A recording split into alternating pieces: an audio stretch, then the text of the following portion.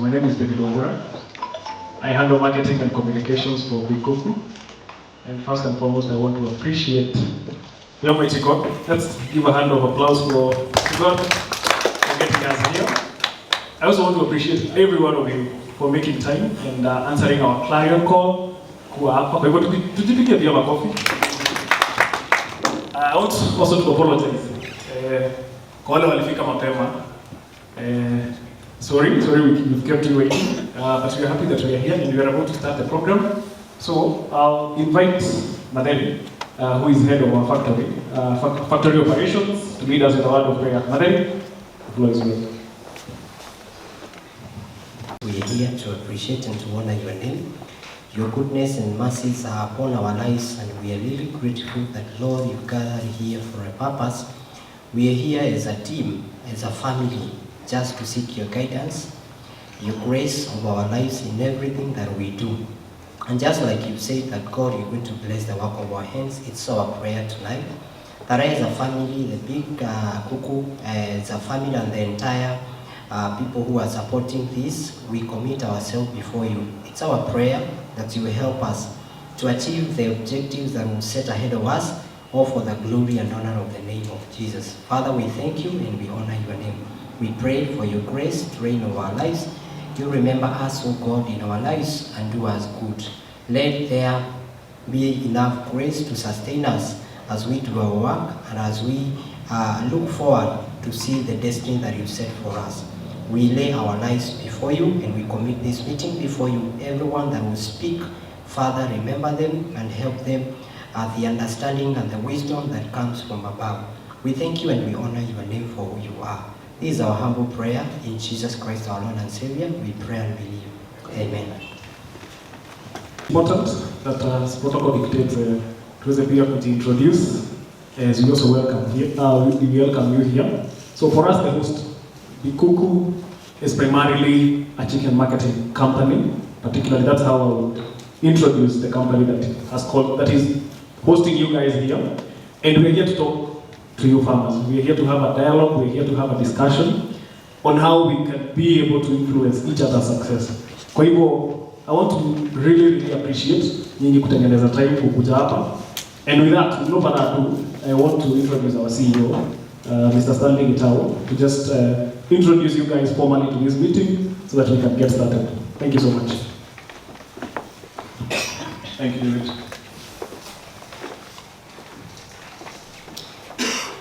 I'm so happy this morning to see faces that I only saw last year.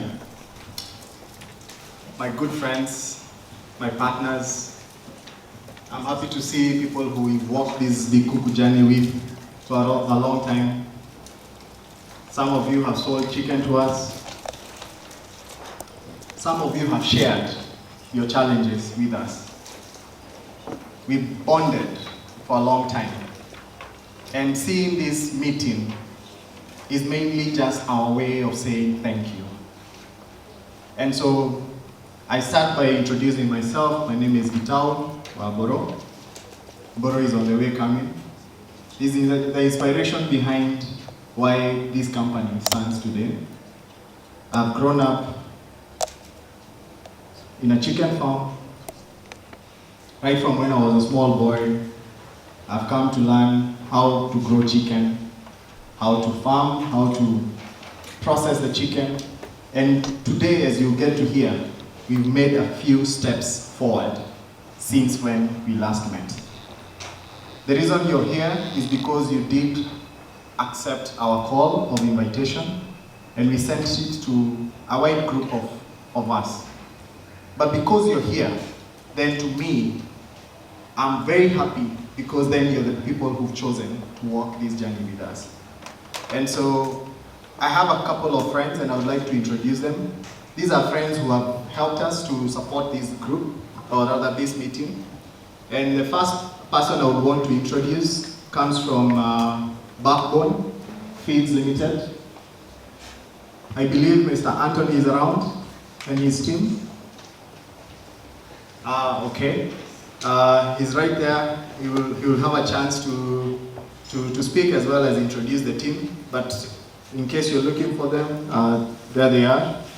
Then there is a good friend of mine who's also one of the few people who also believed in the Big Kuku dream and went on to take one of our franchises. Mr. Robert Muchiri is here. He also get a chance to talk to you. I have new friends that I've made from Ruiru, from the Equity Bank. Equity Bank has long supported our dream in terms of financing our operations here and there, and we would want to strengthen that relationship. Madam Anne and Caleb, they are here with us as well. And as I pass on the microphone, I would want to ask us to do a quick introduction, who you are, where you come from, your capacity, and then we'll get on to the next phase, which is the yellow papers that you're seeing on your desks. But before I do that, I would like to introduce my team. Last time when you came for this same conference, we were only like 3. There was Wairimo and there was another gentleman. And today we are a bigger team, so I would kindly just ask all the teammates or my colleagues, Big Kuku, to just come here so that you all know them. They're going to be with you during this entire event to help in one way or the other. And they handle different departments, and the reason why we are now bigger is because we now have a bigger operation. So, yes, there is one person who's going around. He will also come around. Kevin, you just come around. And this team starts with the gentleman that invited you, and I'm sure most of you have not met his face. So I'll ask him to introduce himself, and then... Thank you very much, Stanley. I'm very grateful that all of you have found time to be here. Some of you we have shared a word here or there, but you have never seen the person you have been talking to. Domo Julius. I handle factory processing. Possibly some of you have met. I'm also handling the farms and the farmers and the things that move around that area. I'm grateful that we shall be walking this journey together for better for us and betterment of you. As a team, let us grow together. Thank you very much. How are you? My name is David Mbogwa.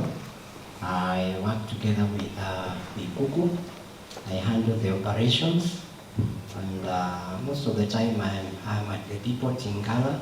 That is our main depot. If you come there, you just get me. Thank you. You're most welcome to work together with us. God bless us all. Thank you. Habari zenu tena. Kwa hivyo naitwa David Wambura, and as nilikuwa nimejiintroduce earlier on, I head the marketing and communications department. Thank you so much, guys, for making time for this. Hello everyone, my name is Vinette and I'm also in the marketing department. Good morning everyone, my name is Kevin Nuru. I'm the warehouse manager at the factory. You're welcome. Thank you, guys. Now this team has worked tirelessly to ensure that in a short span of 2 weeks we are convened here. And they complained because I pushed them harder. And I believe Muchiri will talk about this as well. Big Kuku is not known for doing things in a slow pace. And when we do things, we try to do things big. And as they have told you, we have now departments. I will introduce this to you. We do now have a processing center, an 8,000 square foot warehouse in Mombasa Road. We do have now a partnership, a strong partnership that is growing with a slaughterhouse around. We are kept certified. We now have NEMA. And beyond just chicken, we have other products. So when I do give my maiden speech, then I'll be able to share with you and maybe to just show you what it is that we are doing and leave that. But before I sit down, there is an important guest that I must introduce to you. I know we've all heard about technology. And as farmers, we always tend to imagine that technology is not for us. Hiyo ni ya watu wenye wako kwa maofisi. But today we are here to say that it's different. That indeed farming is and part of what technology should empower. So we're going to be introducing to you a concept that I would like my good friend, as he comes in, I'll just just come on. I will be introducing Eugene. You'll have a chance to share a bit more. But Eugene is my partner in one of our new ventures. He'll talk about it in a bit, and then later on, when we get a chance, he will introduce the platform. Ladies and gentlemen, esteemed partners and farmers, good morning. My name is Eugene Masinde, and as he has rightfully mentioned, I am a partner in a technology solutions enterprise that we are developing with Stanley here. We'll be introducing the concepts behind how we can empower you as farmers to be able to get up-to-date, quick information to allow you to make decisions on the go on your farms. So thank you very much for inviting us, and yeah, I look forward to the presentation. All right. Well, that's it from myself. I would like to pass it on then to David to carry on with the rest of the program and to and ensure that everyone has that yellow paper so that then we can go through it. Wajua pia, si ndio? Because we've come here to tujuane, si ndio? So I want to believe that every single person has got this yellow piece of paper. Please, kama uko na hii karatasi, let me see it. By a show of hand. You have our papers? Perfect. So primarily, it's also good to have a scope, how we're going to go around this. To make a circle segment tonight, what the segment that I would call the workshop. Now this is primarily Kenya kimetuleta hapa. Now what happens is that this is a questionnaire, and what happens in this questionnaire is, in us, so what is going around is that with this questionnaire, we want to get details from you, and see details za kutumia against you in any way or another, but it's details that are going to allow us to know you better as we now take it forward. Now the importance of this, when you look at it, the first section is going to be the information section where you put the date, the name, the location, and your contact. And then there's a bit that whereby I want to believe that all of us, when you're tumekuja hapa, because in mkutano ya farmers, I want to believe that every one of us who is here is a farmer in one way or another. You might not farm in chicken. So you may not be a farmer primarily in chicken, but nataka kuamini in one way or another we're involved in farming.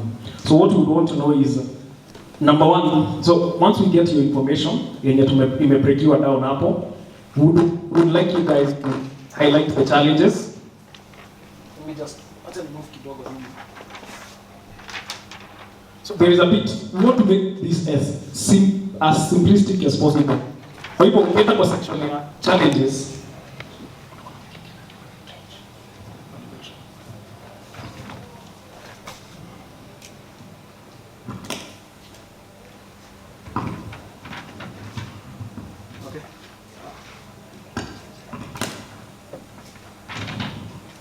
so I hope I itanisumbua, but let's continue. Now, in getting this information and in making it as simple as possible, the second section is the section of challenges. Now what we've done, we've highlighted for you guys the challenges. And what primarily we want to pick up from you is, I'll give an example of finances. Tumewapatia option here, yes or no. So how we want to take you through this part of finances is, if you're facing a challenge with finances, if finances is your biggest challenge, you're going to tick yes. And if you don't have a problem with finances, then you're going to tick no. So for every of the 7 challenges, and primarily, you realize that all these challenges, when I look at the challenges that have been highlighted here, they primarily focus around poultry farming. So probably if you're not really in poultry farming, what we can do is that, like finances, I want to believe that finances are going to cut across every single, regardless of what kind of a farmer you are, finances are going to cut across. So if you primarily you're not into chicken farming, maswali yenye iko particulate about chicken farming, hiyo unaweza pita. But and now go to the general question like finances, the market, the storage, and clean water. So that is on the challenges. On solutions, what Kenya nataka tupate ni, there's the challenges that sisi wote tunaweza kuwa tuna face as we do our farming practice.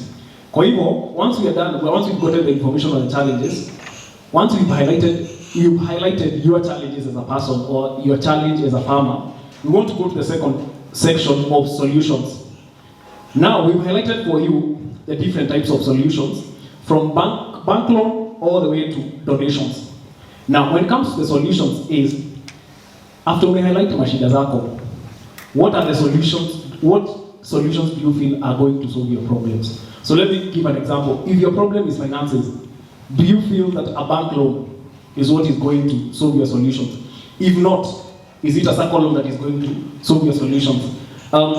Table banking, is it what is going to really solve your solutions? And from all this, what I'm looking at is that the solutions are primarily tailored around, finances particularly. So you look at the different categorization. When you're looking at loans, what would primarily work for you as a farmer? Then the last bit or not is the success. As a farmer, ni nini unafeel itakuweza kukupeleka the next level?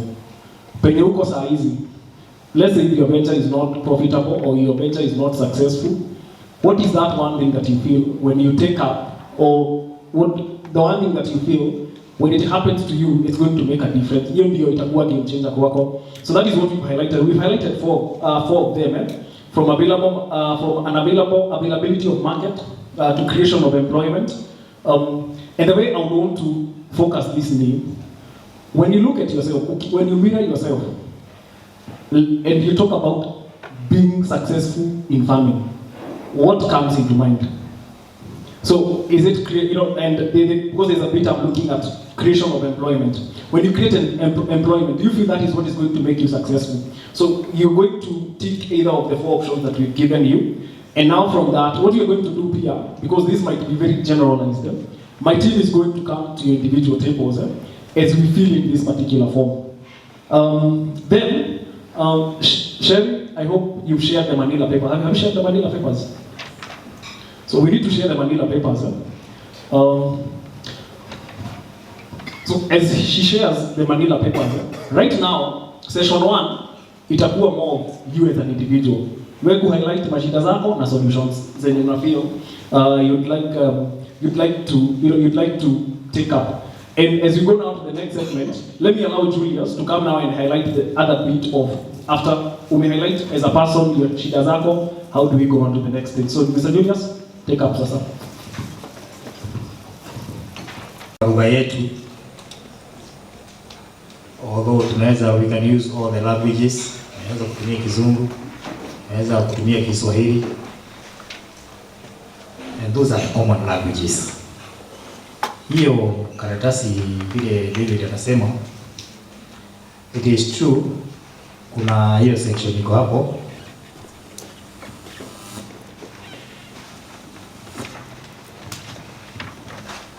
Kuna hii section inasema the challenges. Hizo challenges ni zile wewe ulipitia previously ama unapitia currently. Kwa sababu unajua kuna wakati labda pengine challenge yako kubwa ilikuwa ni finance. Lakini kwa sasa sio lazima hiyo challenge ikuwe ni finance. Inaweza kuwa challenge ile uko nayo ni market. Inaweza kuwa ile challenge uko nayo ni feeds.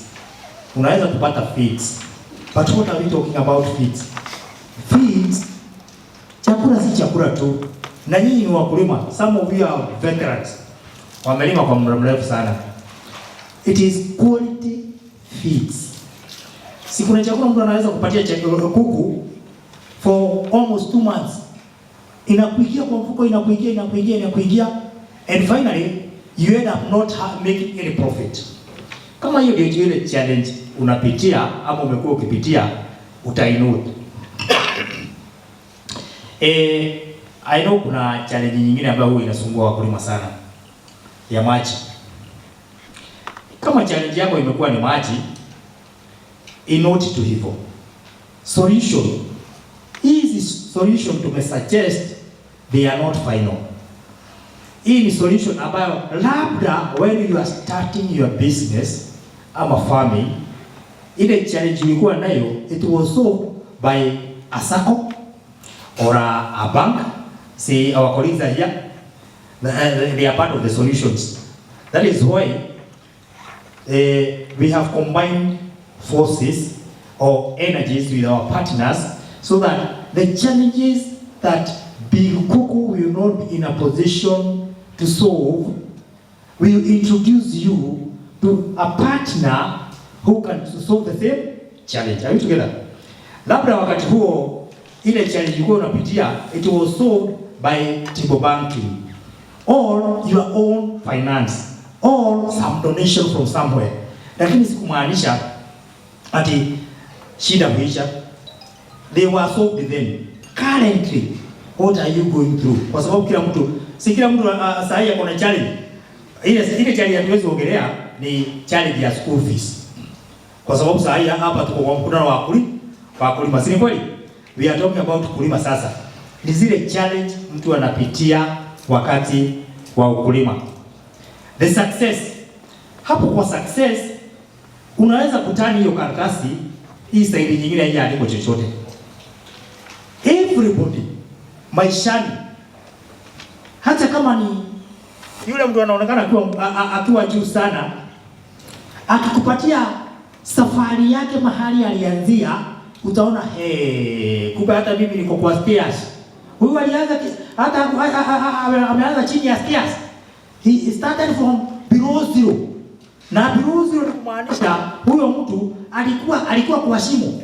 But still ukimwangalia leo unaweza fikiria alizaliwa akiwa ameshika kile alichonacho. Nobody started up. Every single tree that you ever climbed or that was ever climbed, everybody started from the ground. Si kweli? Kwa hivyo hii success journey ni wewe utueleze in your own words. Ukiandika kwa Kiswahili haina shida. Ukiandika kwa Kizungu haina shida. Anything. Haya. Zile success, hapo tumeandika success ni kumaanisha, did you succeed by getting market? You say yes or no. Increased chicken count. After you faced the challenges and you got the solutions, did you increase in terms of returns? In terms of income? Are you happy that you created an employment for somebody? Ile furaha mtu anakuwa nayo sana in life, it is in giving. Except in very rare cases that human beings are fond of receiving. But when you give, you feel some satisfaction in a very special way. That is why we are saying, when you created employment for that young man, for that young woman, did you feel it is an achievement? If it is, then you take it there. Otherwise, when you don't understand what we are trying to say, we will be around to explain it to you and to lead you into that. Thank you very much. Since kuna part yenye tutaingia ya group, we introduce you guys to also introduce yourself, tuwapatie opportunity tuweze kuwajua pia, so that by the time pia tunaingia kwa groups we are familiar with each other. And allow me to start off with this particular table, then the mic can go like that all around, izunguke, ikuje hapa hadi hapa mwisho. So Nick.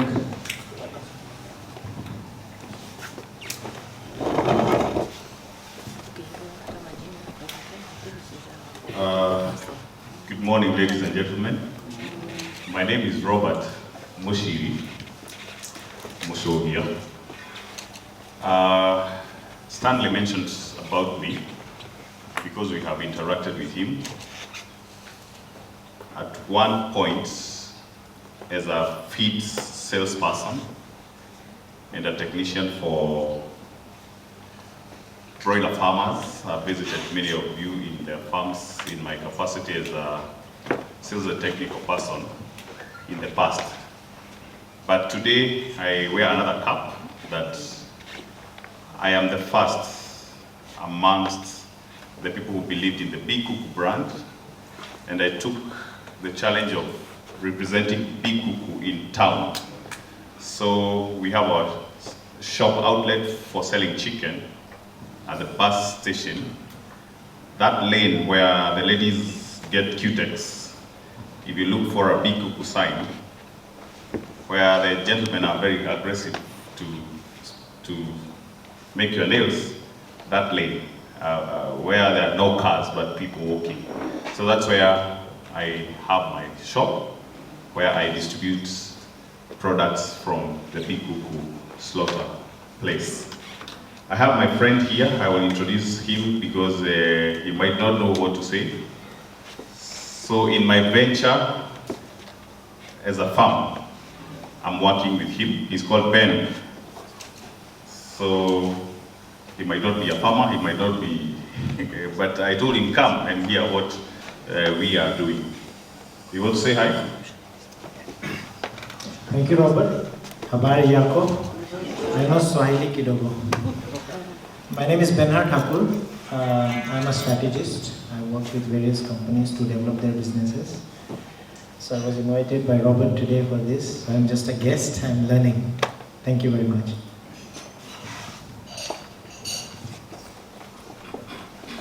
Hi. Praise God. Naitwa Lewis. Nimetoka Kimbo. Thank you. Yeah, hi everyone. Hi. Naitwa George Minari. I'm part of the Backbone Company Marketing Department. Yes, I know tutakutana na wakulima huko nje tukishatoka. Asanteni. Habari zenu. My name is Beatrice Moniki. I'm an old Thai farmer. At the moment, was due to financial challenges, I have temporarily stopped, but I still have farming at heart. We have done a little business with the Big Kuku, and that's why I'm here, because I still want to continue. Thank you.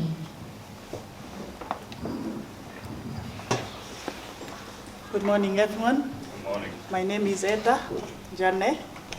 I'm a farmer, and I'm happy to be here. Thank you. And this is my son. I'm a farmer. Yeah.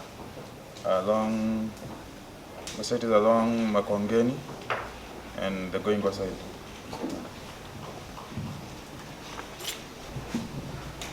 Yeah, good morning everyone. My name is Anna Kimani. I'm also a farmer. I support farmers in Nairobi West, that is Riru, through Equity Bank. And I'm here to also support you, interact, and see how we can also support. Thank you. Good morning everyone. I'm Masikaki from Maragua. I'm a farmer.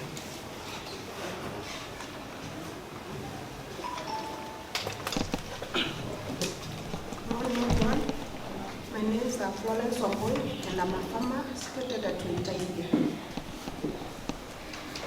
Habari zote. Kwa majina ni Christina. Mimi ni mkulima wa kuku Kiganjo Vika. Good morning. I'm calling Gitau from Vika. I'm a farmer. Good morning everyone. I'm Wisdom from Vika, and I'm a farmer.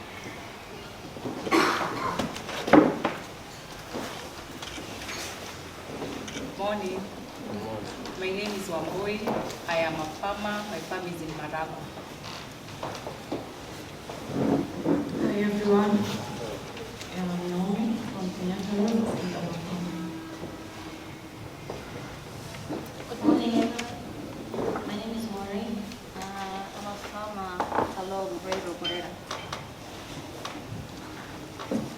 Good morning.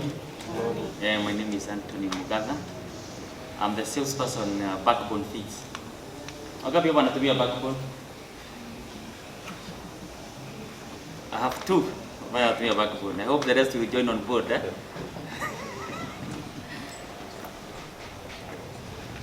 Morning, everyone. My name is Angelina Muchiri, a representative of the Backbone Company. Morning. I'm Amy Karanja, a representative for Backbone. Good morning. I'm Jeka Raphael, also working with Backbone. Good morning, everyone. My name is Mutunga Larson, working with Backbone. Good morning, everyone. Good morning. Mr. Mateke from Thika, Poultry Farmer. Good morning. My name is Joran. Mimi ni mkulima kutoka Karimambogo. Morning. I'm Miriam from Saika, Nairobi. Morning, everyone. I'm Lisa Kirui from Utawala Airways. Good morning. I'm Purity from Rilu. I'm a farmer.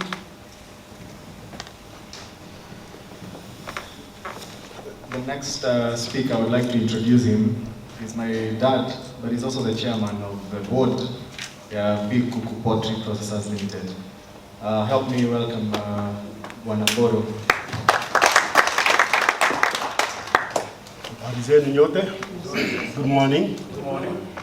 My name is Buru Gitau, aka Big Kuku. For those who are new in the poultry business, I've been in the farming of nyama ya kuku since I was a small boy. I got my dad doing the business. I entered the business, that is the last almost 40 years. And since I'm retiring from the business, although I retired after the COVID, but then the bug started hitting me again. I went back to it. In our community we say, Itunya Waboene, Usiara, and I'm now handing over to the young Big Kuku. Asanteni sana, karibuni.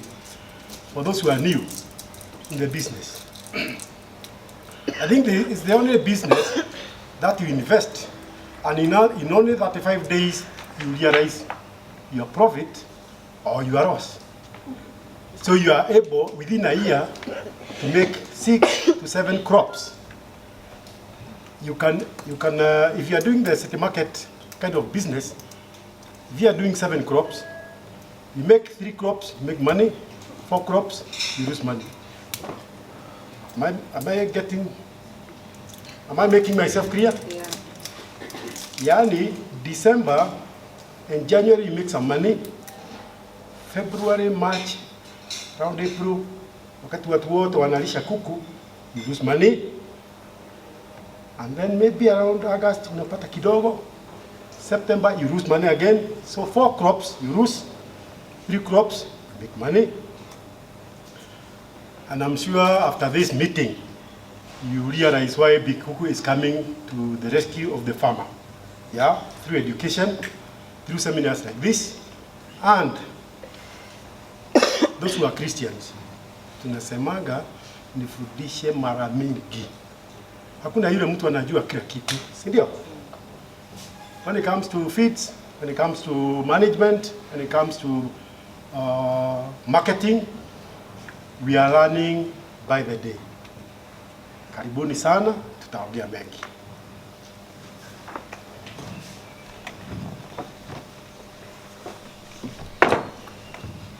Now I think with that introduction, we all have a place to start from. So, I don't know if Mr. Julius mentioned on the groups. Did you mention on people getting into groups? Okay. So what we'll do, the first session, which is going to be approximately 30 minutes, so I want to leave at 12:30. So right now it's 11:52.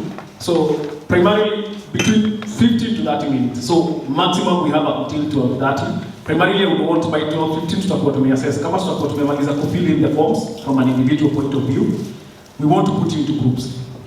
Now in groups is, we all have our own individual problems, but we all have problems that, or we all have problems that affect the entirety of the entire poultry industry. So tunataka after lay out your own personal problems, we get into groups of five of us, but I'll do a quick calculations then just idea in terms of putting us into groups. But right now, let's fill in the forms, approximately 15 to 30 minutes max to have finished filling that. Then we'll tutaweka into groups so that for problems, let's in that hizo manila papers zenye tumepatiwa, we want you guys to list 5 major problems that are affecting farmers in the whole scope. So 5 problems that you feel, so you'll discuss among yourself which are the key 5 problems that you want to highlight. Then 5 key solutions that you feel are going to be the game changer for us as farmers. So that's primarily what we're going to do. But right now, let's fill in the forms from an individual point of view. Once we are done, I'll already have set us into groups. I think we are set. Yeah, thank you. And as we do this, I realize there are a couple of us who just arrived. There's a tea area. Feel free to grab a cup of tea. There's some doma.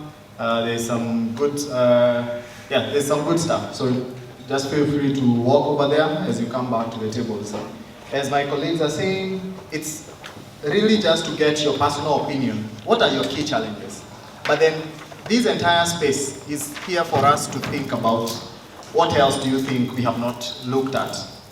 And these are always the same challenges that we talk about, but maybe there is one that is not here. So instead of locking you in, use the backspace to just write your individual challenge. And then as we have now the groups, the team, one of you will be like a team group lead, Tandika too. What are the key challenges that we have identified that are affecting all of us? And then what are the key solutions that are being proposed? And then the final thing that I would like to just introduce that has not been added is, what do you think is the characteristics of an empowered farmer? Wewe ukijiona ukiwa sasa ile wakati tunasema all of us are succeeding, what are the key characteristics that would define you?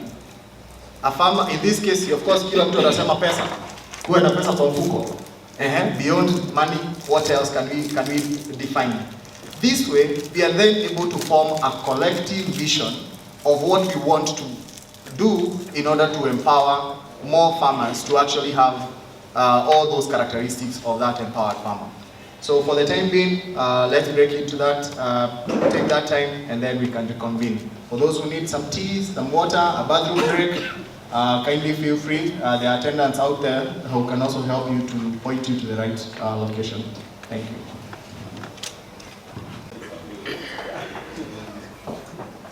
We shall begin with that.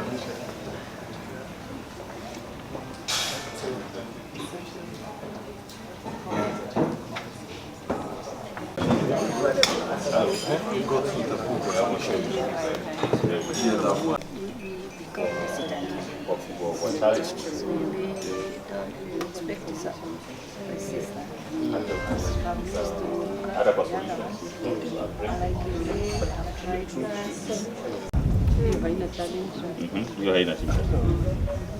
So challenges, sasa ni gani? Of course, number one, mimi naona hiyo kila mtu atasema, because we know there is power in doing big chicken, yani meaning chicken. Hata ukikuta tu ingekuwa vizuri. So what keeps you going? Umekuwa kesho mara moja.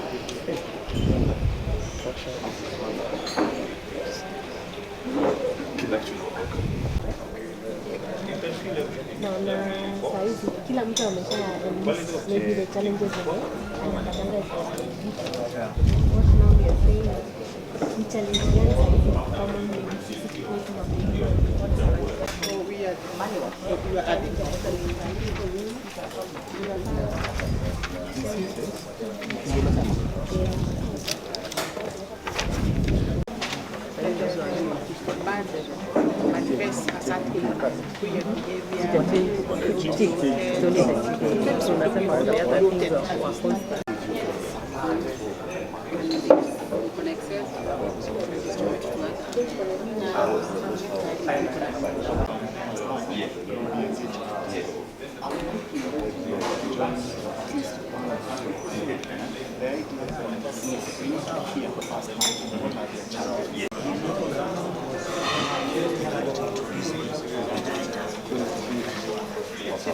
Nayo your private session ya kuaddress what your problems were.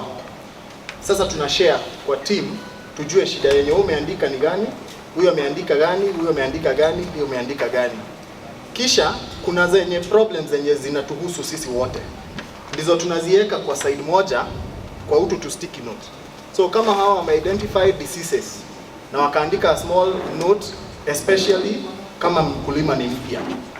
Kuna ingine kuna mwenye ame-identify transport ya kuleta kifaranga kwa shamba yake na aka-explain.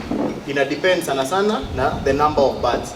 So as we feel, tukikunja hii Manila, side moja itakuwa ni ya zile shida zenye zote tunapokea, or rather tunapitia, that are common to that table. And then on the other side, tutaanza tu kuandika, what do you think would be the solution? Ama wewe ungependa vipi? What is that? What would you want to see as a solution to that particular problem? And then now finally we will have one of you to present what they have on this and what we have on the solution side. And finally, sote tutakuwa na what are the key problems for the entire group and what are the key solutions for the entire group. For the final exercise ni ile ya what do you think is the characteristics of a successful farmer mwenye atakuwa problems zake zote zimesolviwa. Here you can use this entire space hii yote to just write. And since we have other stakeholders, kuna watu wa chakula wako na shida pia na wakulima. Kuna bank si wako na shida pia ya kuwapatia wakulima. Let them write shida yao kuu ni gani, ndio wawaelezee mkiwa hapo. Ndio ile wakati tutaform now an actual solution, sisi wote tumejua yenyewe, sisi wote tulikuwa kwa kiti moja na tukaamua hivi ndivyo tutafanya. Tuko pamoja? Sawa, tuendelee. Thank you. With funds, you can double your production. You can buy that storage, what they are saying. You can get maybe clean water from very far.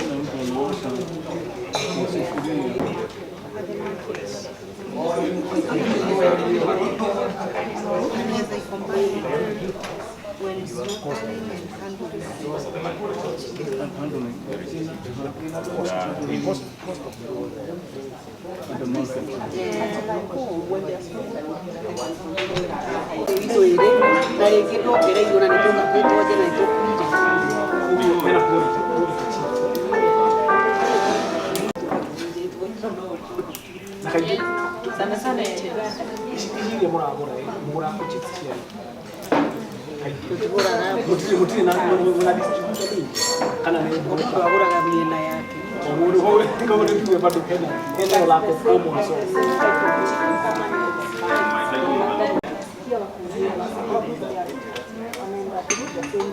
Hata wenye wanasapaiwa na hizo big brand kama Poultry, no ngoro moja. Sasa kogo hela andishi na inongere kitenda nije kwa pesa pia. Je, ni la boneke na wewe Now the information about the symptoms, about the remedy, and how you can control those kind of diseases. So I think that government information has known the entire disease problem. It's actually not a very big problem because I've seen farmers that use that one very easily, but they can increase actually and they have like it if they have the correct information. And they are not calling those things. Or for going to the agribusiness. They have a very huge pulling power. They have a very huge pulling power. The structuring chairman, they can get based on the customer. They can get customer. They can get, I've seen most companies employ their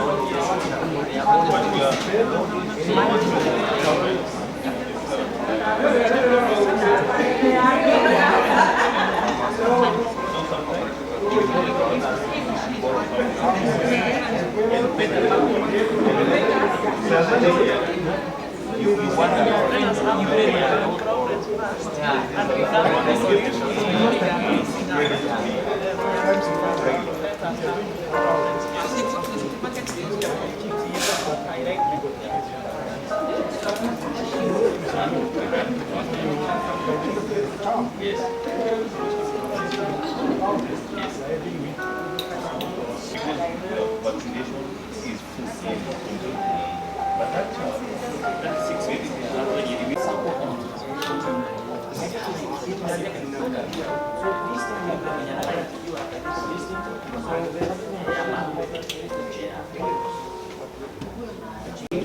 Aliambiwa mali ni drop hivi. Akatinya maji kama red, lakini ukimwaga hiyo. So the way you rinse your clothes, kuna dakika kidogo vile mmeandika. Just come up again.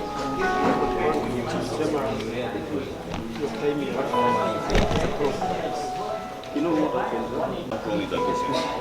Because we are not looking for problems now. Because the problem tulisema kwa finance kwamba loan inakuwa shida. So that is why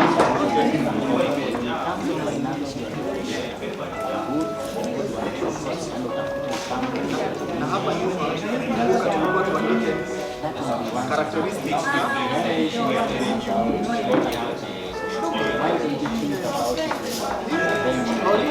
even in your own bank,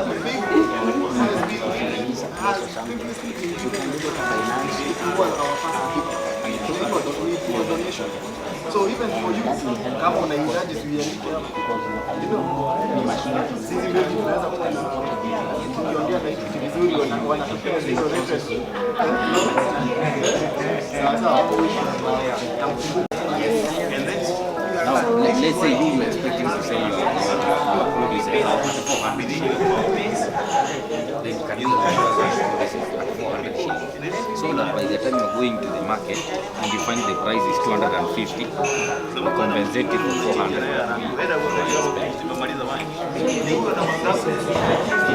Yes. That is what we're insuring yourself against. That this thing doesn't go at 450. Someone is paying. The other problem here,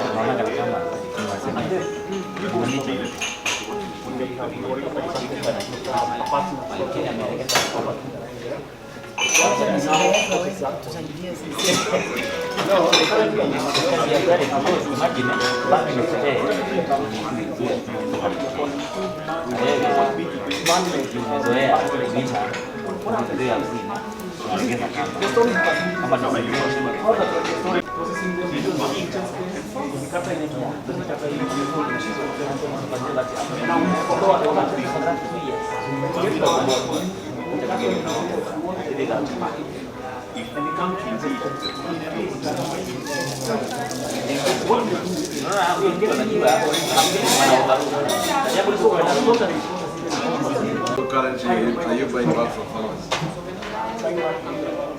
Are you picking chicken from farmers? Yes, the process.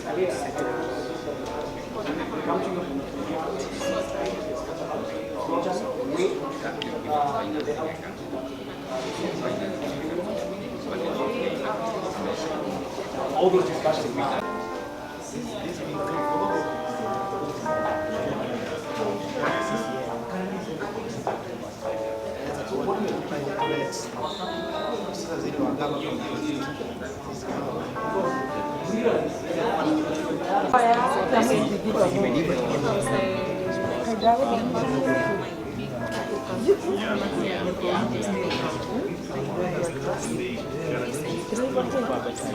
Ndio inaweka kama mwenye ameacha tu anajua anafaa kuweka disinfectant na hajaweka. Ile siku amekuja. Hizi vitu tunajua. Si hata sasa wakati amekuja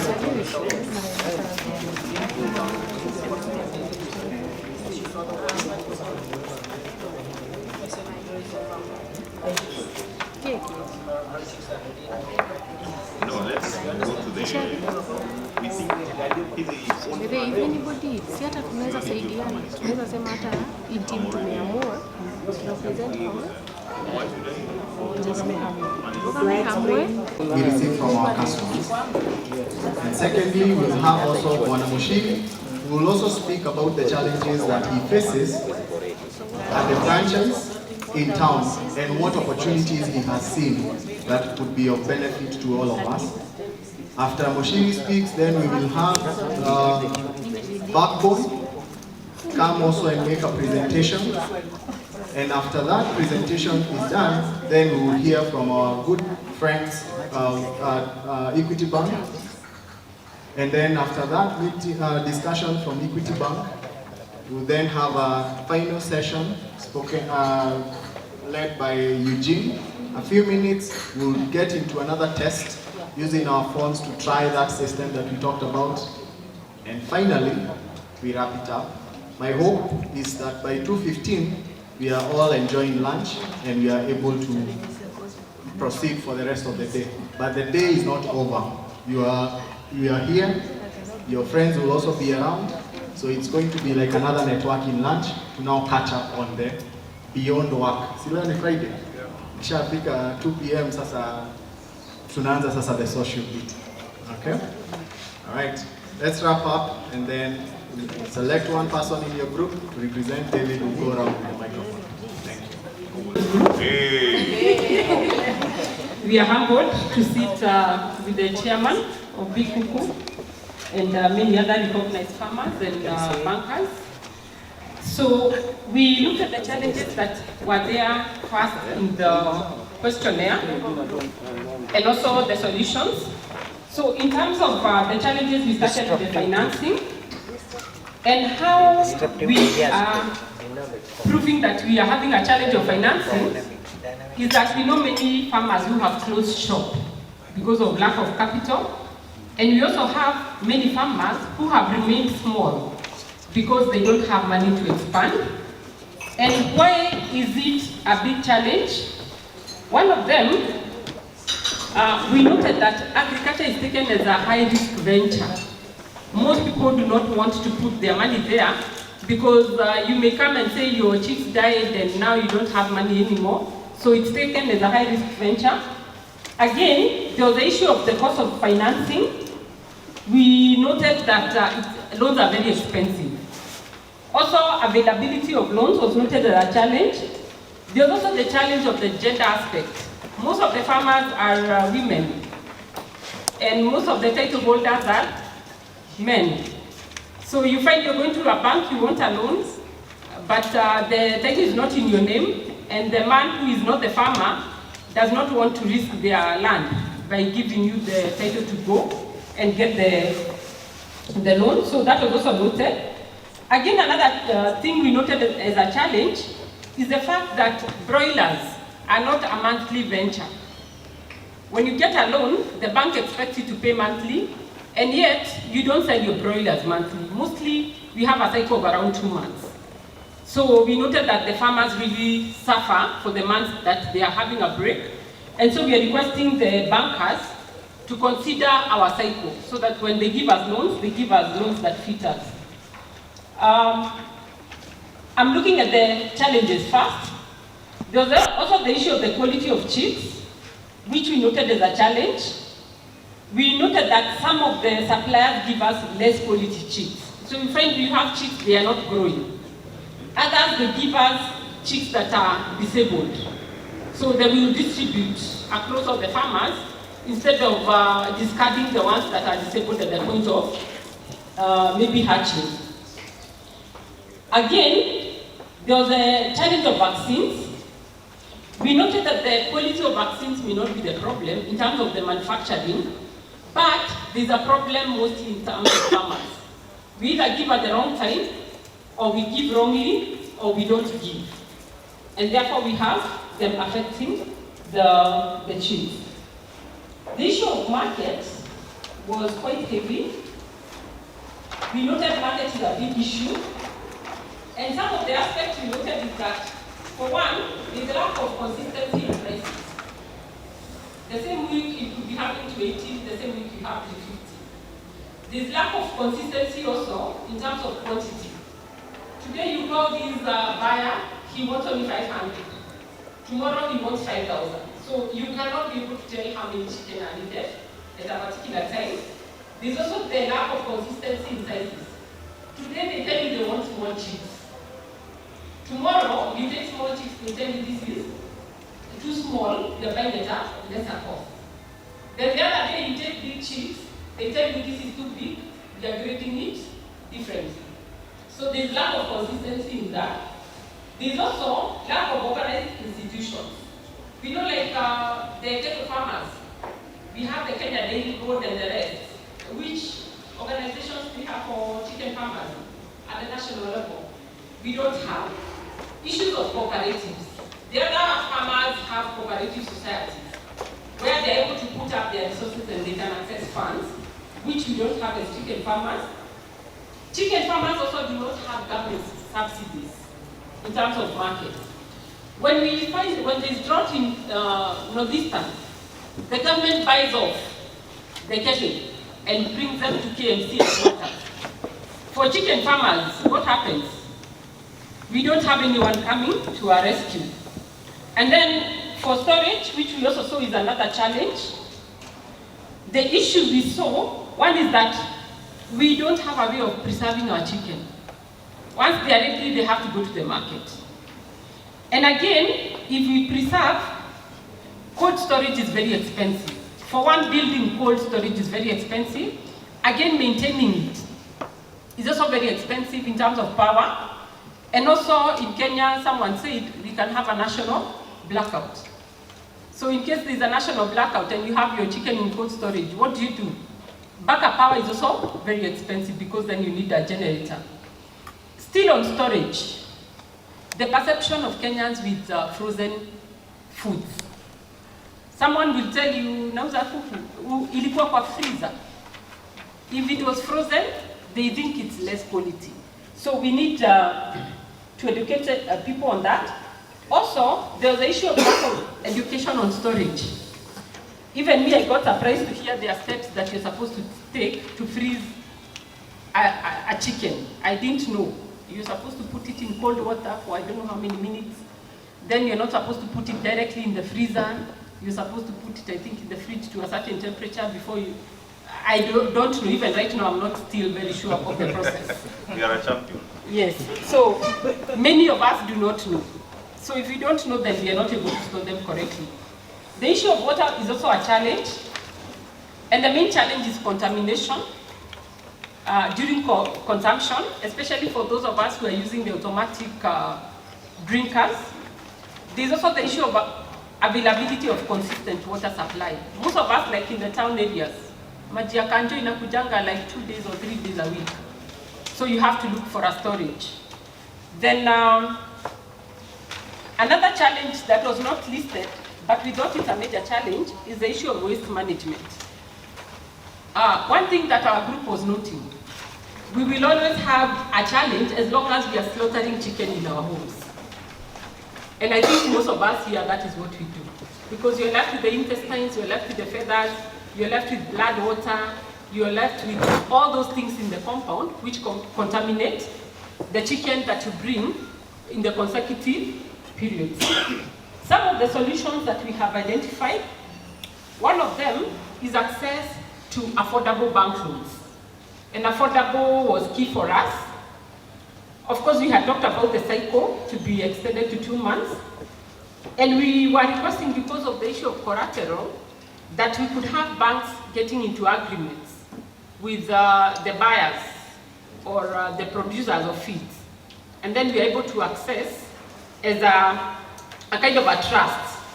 Like we have Big Kuku with equity and a food producer and a chicken producer. You have a broad agreement which the farmers are able to access funds through. We also talked about the circle formation.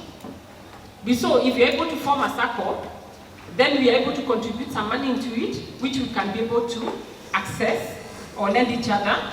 There's also the issue of the table banking, which is also a good idea, because we saw nowadays things are online. We can actually bank online, loan each other online, guarantee each other online, and also we were notified by Equity, they also have a Chama banking option. So if you're in a Chama and you're contributing and you're registered, you can be able to register with Equity or open an account with Equity. We are told that you can be able to get 10 times the amount of money that you have invested with them. So that is what was discussed in our group, unless someone needs to add something. You did it well. Thank you. Thank you. Champions. Thank you so much, champions. Let's remember, let's keep it 5 minutes, please, so that we are able to be on top of the hour. So I'll invite. Our group have identified some challenges that are facing. First, it's quality cheats. Amesema the chicks they are getting, most of them are dying, others are disabled. They also have the challenge of access to funds. They say the bank loans are very high. They need some wanataka wakuwe na, tuseme ukienda kwa bank, they are asking for titles and all that. They have also a challenge of vaccines. They are getting poor vaccines. They don't have a vet who they can access if they need their chicks to be vaccinated. They also have a challenge of processing. They don't have somewhere to keep their chicken if the market is not stable. The prices are high and the chicks are flooding. They don't have somewhere to keep their chicks. The solutions they have identified, they want some guaranteed payments, especially when they are taking their chicken somewhere. They take their chicken and they be paid on time. They also have identified that surely they can get quality feed. They can be able to give their chickens good feed.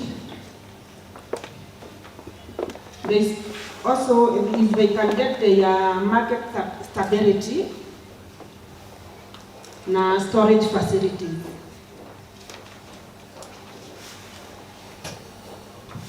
Thank you so much.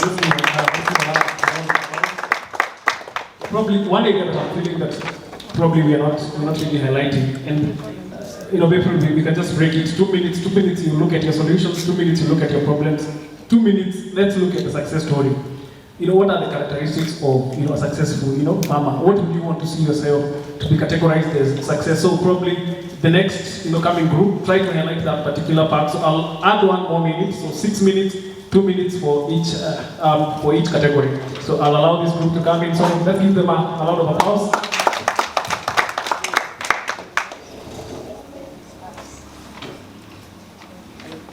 Here we are, the Lengo group. And which? Lengo group. Lengo. Yeah. Okay. Okay. Our main challenges as farmers, what we've identified is the diseases.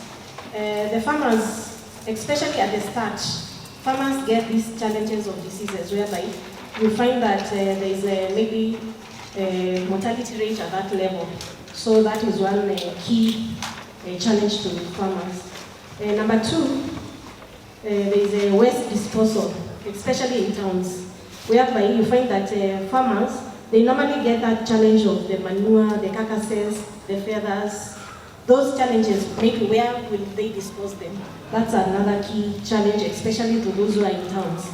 Then maybe number 3, we can say maybe the cold storage. Maybe when you've slaughtered and maybe when you are trying maybe to take the stock to the market maybe the following day in the morning, you find that farmers experience that problem of where to store the chicken to arrive when they are still fresh. So it calls for them maybe to have the cold storage, which is very expensive for the farmers to have them.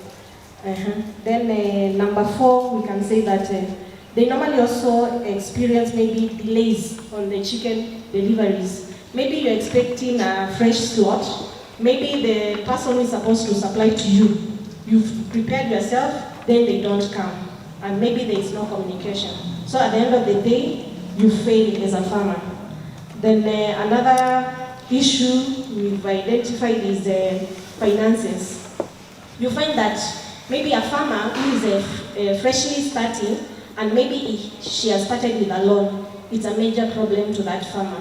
Maybe if he finds that maybe he's not gotten maybe a stable market for that fresh meat, maybe to repay the loan, it becomes a challenge to the farmer.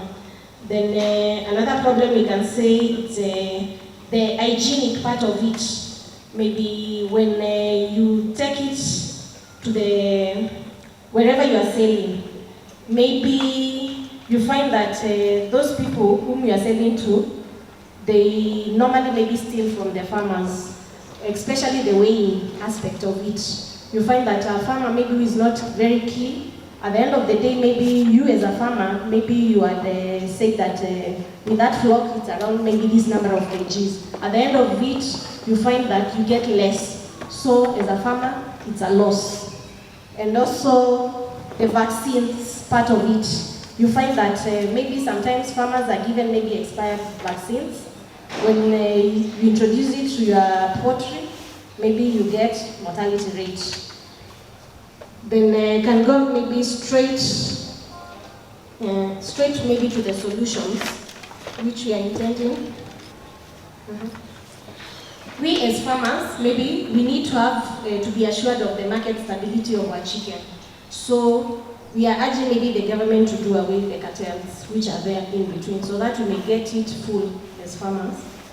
Then another thing maybe we can say it's maybe farmers to have maybe trainings like these ones, to be educated about how they should go about maybe how to breed those their chicken, where to sell them, all those things, at least to be addressed in the training. Because when they go more, when they get to more trainings, it will be better for them. Then another thing, maybe a solution, it's maybe farmers should be advised maybe to have reliable transport means. Because maybe sometimes they lose their chicken in between. So they should have reliable transporters.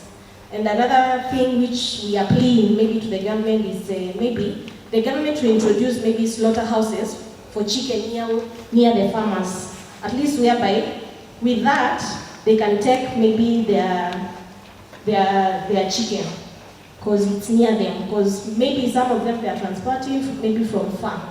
So if the slaughterhouses can be introduced near to the farmers, it will be better for them. And another thing, if there can be an agreement, maybe the slaughters to take full responsibility of any loss or any maybe chicken getting burnt. Because for instance, if you get those slaughterers who are coming to your homes, and sometimes they become careless. Maybe your flock was 100. At the end of the day, you are told maybe there are maybe 95. 5 have been burned in the process of kutoa manyoya. So it becomes a loss to the farmer. If there can be that cap, maybe when your slaughterers to take the full responsibility of any loss incurred by a farmer. Then the other one, if maybe maybe there can be introduction of maybe slaughters coming with machines instead of doing it manually. I think that one can maybe speed the process, and also it can be good for farmers. And also, if government can introduce cold rooms to farmers, especially when they have not sold, where they can preserve them, I think that will help farmers. Then can go maybe to the key characteristics of becoming a successful farmer. I think being a farmer, if you get maybe 100% of the returns, you call yourself maybe a successful one. And also maybe if maybe you increase the chicken count. For instance, I started with like 200. Then at the end of the day, like a year, I see myself at the level of maybe 1,000. That one I call myself maybe have been successful because it means there's growth.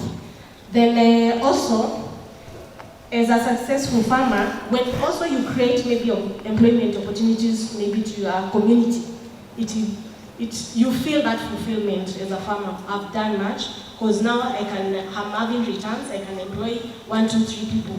So you call yourself as successful.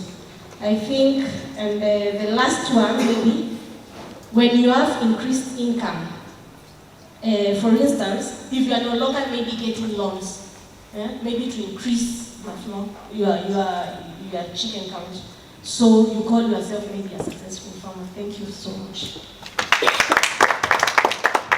Give her a round of applause. She's done a fantastic job. So I hope you're learning. Are we learning? Yes. And you're taking notes?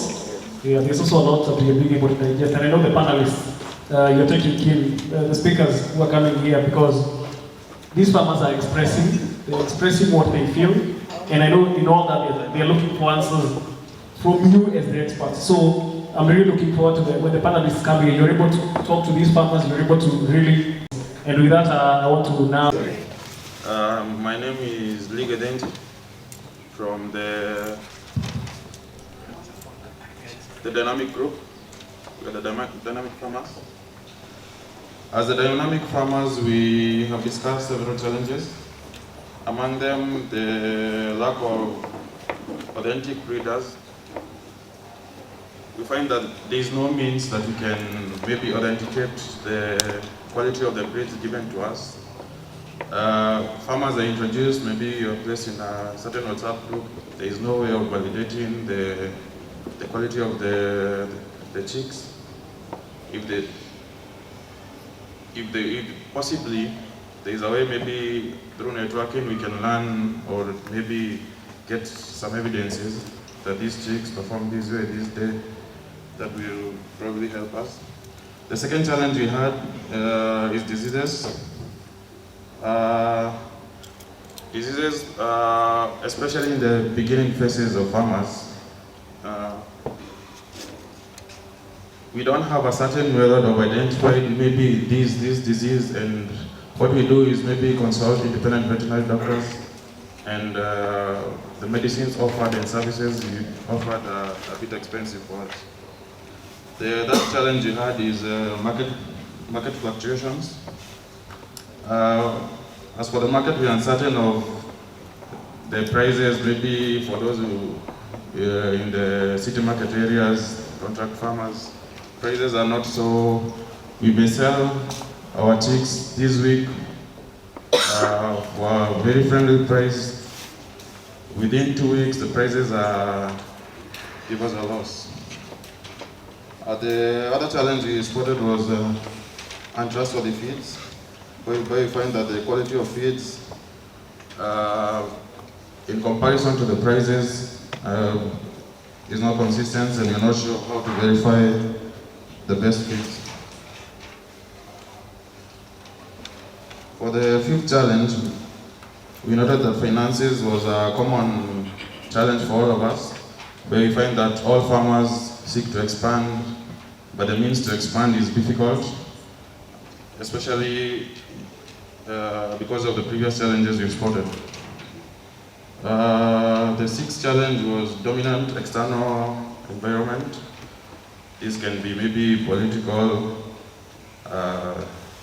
the environmental ones. The COVID-19 era was a terrible time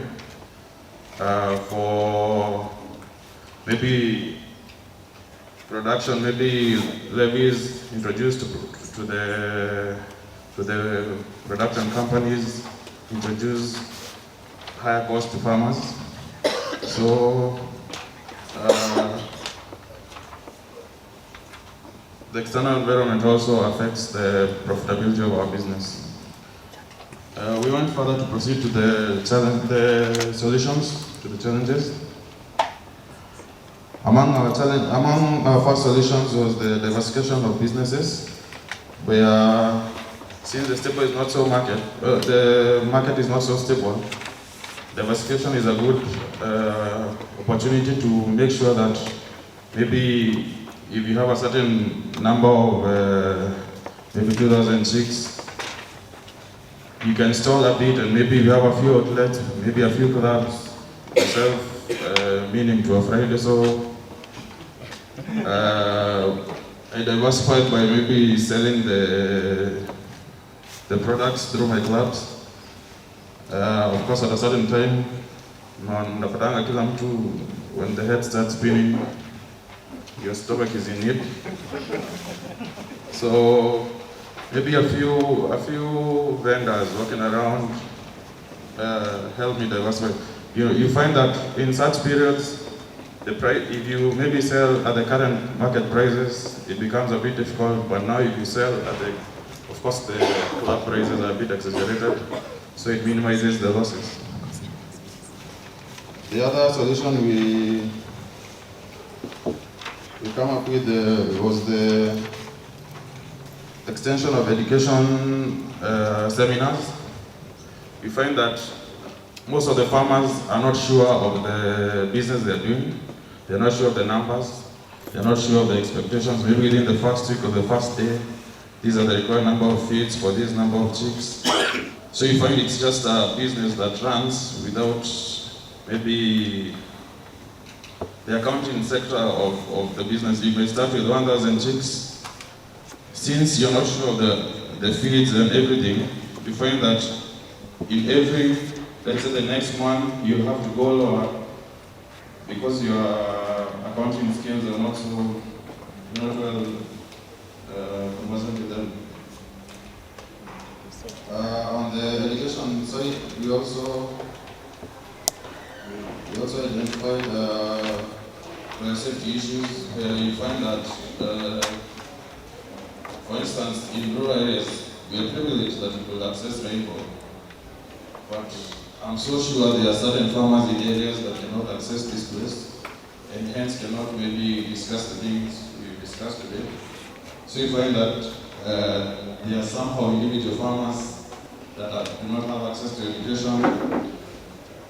Such a farmer, if identified by maybe certain brokers, of course they are likely not to benefit from the farm.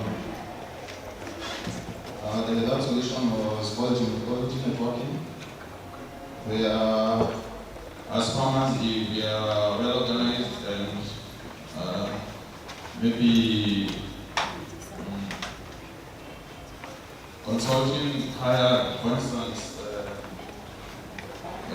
Mr. Gitau's family, I'm sure through their network have learned so many things. Of course, as a new farmer, you can learn from the old farmers, seek their advice on the challenges they face in the beginning, and probably try and avoid such challenges. On the disease part, I think we decided that the easiest solution will maybe present even Big Kuku with an opportunity to market themselves, where if probably we created sort of a cooperative or a group where veterinary doctors can be assigned to certain areas, maybe inspect certain farms, provide certain weekly or monthly checks to the farmers. The cost of veterinary doctors and the services will maybe be lower, and disease outbreaks will be less. For that solution was consultations and consultations. This is where we address maybe strategies that farmers will use, maybe to unite and maybe prevent the repetition of challenges. This is an annual conference, so if farmers will unite rather than repeating the same challenges every year, we will maybe become as strong as the milk industry and maybe dictate a few aspects that will help us make better profits. For the last part was the characteristics of a successful farmer. The first one is the ability to conform to changes within our environments. The second characteristic is to seek information and be well informed. The third characteristic is to always seek to expand your ventures. And the fourth one is good networking. Yes, good networking and collaboration with other farmers. Yeah, thank you. Let's give a big round of applause. One of the key problems that you highlighted and I've had it over and over again is access to information. And it's good that Big Kuku is here, and it's good that the partners are listening. And what is making me happy is that the points that you're... Wamboi Kashaga, a farmer from Muranga, a place called Maragua, and I'm representing a group called Eagles. Wow. Been on chicken. Okay, our first challenge is the cost of production, the high cost of production of rearing chicken. And this is mainly attributed, especially by the high cost of feeds, which are almost or above 70% of the cost of production. We all know, like 2 or 3 years ago, the feeds increased by 1,000 shillings. Because I remember we used to buy, for example, a bag of broiler pellets finisher around 27.50 to 28.50. Then suddenly it spiked to 38.50 thereabout. But when it did that, what was the increase in the cost of chicken meat? Was there any increase? If anything, chances are it went down. The feeds went very high, but the price of meat either stagnated or they went down. So that is it's been a big challenge, and majority of farmers have either scaled down or closed because they are not able to keep up with the high cost of feeding. So we thought that is the greatest challenge. Secondly, the feeds are to be fed to quality chicks. And I don't know, I can see we have probably breeders here, I don't know whether they're here, but I don't know why there's never that consistency in terms of the chick, the quality chick. Because as much as you have a quality feed and the chick is not of good quality, you're not able to get the outcome, the final outcome. That's also another challenge. For me, I shared with my group a personal study that I've done. I would just try and do it at your farms. Every time you have a good chick from a certain company, probably company X, and you keep this flock, the good thing about broilers, you're able to research, because they only take 5 weeks, you're able to harvest, you bring another crop, another 5 weeks. So because I do multi-cropping, I can bring a certain company this month, then after 6 weeks I harvest, very good weights, everything went well, then I place again, everything is okay, then you place again, something happens. And because I'm consistent in weighing my day-old chick when it comes to my farm, one thing I've noted is that, the weight changes. You can tell, you can receive a day-old at 40 grams, then a day-old at 38, a day-old at 30 grams. By the way, they don't perform the same. And at times, because, you see, when you get the day-old at 30, Robert is here to confirm, that probably means it's a young mother from a young flock. I'm a young mother. Is there something like that? So it probably needs different management from the others. So when you do what you're used to do, you cannot get the same results. And again, we also know our hatcheries can also get infections or something, and maybe there's an issue. I think that is also a factor. Maybe part of the solution is that when such happens, we have the right information, so that even when we are doing our bit, we are able to give different managements to get good outcomes. Our third challenge was the access to financing. It was very well represented by the groups that have been here, and we all know that every time you want to access financing, one, you have to produce security, and assuming you are starting, unatoa up your security. And this is a business with a lot of potential, and I guess that is why we are here. So if there's a way that our institutions can work with us just to understand our business, even when they are giving us their product, we try to make them as tailor-made as possible. That would really help. Lack of proper processing and cold storage facilities. Chicken that have been slaughtered at the backyard, where we slaughter at night, where somebody will, the slaughtermen will come, they catch, they put them in the hot water, then they just rinse. You cannot say that chicken has a shelf life. These are the chicken that when you take to the market, or when there's a slight delay. Because, hey, someone said, when farmers are harvesting, you're always umeshikilia tumbo hivi. Until fikishe hiyo kuku kwa soko, ipimwe, ujue imetoka kwa mikono yako.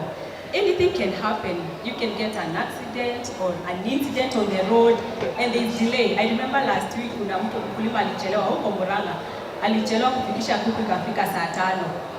That chicken, by the time it's getting there, what? The quality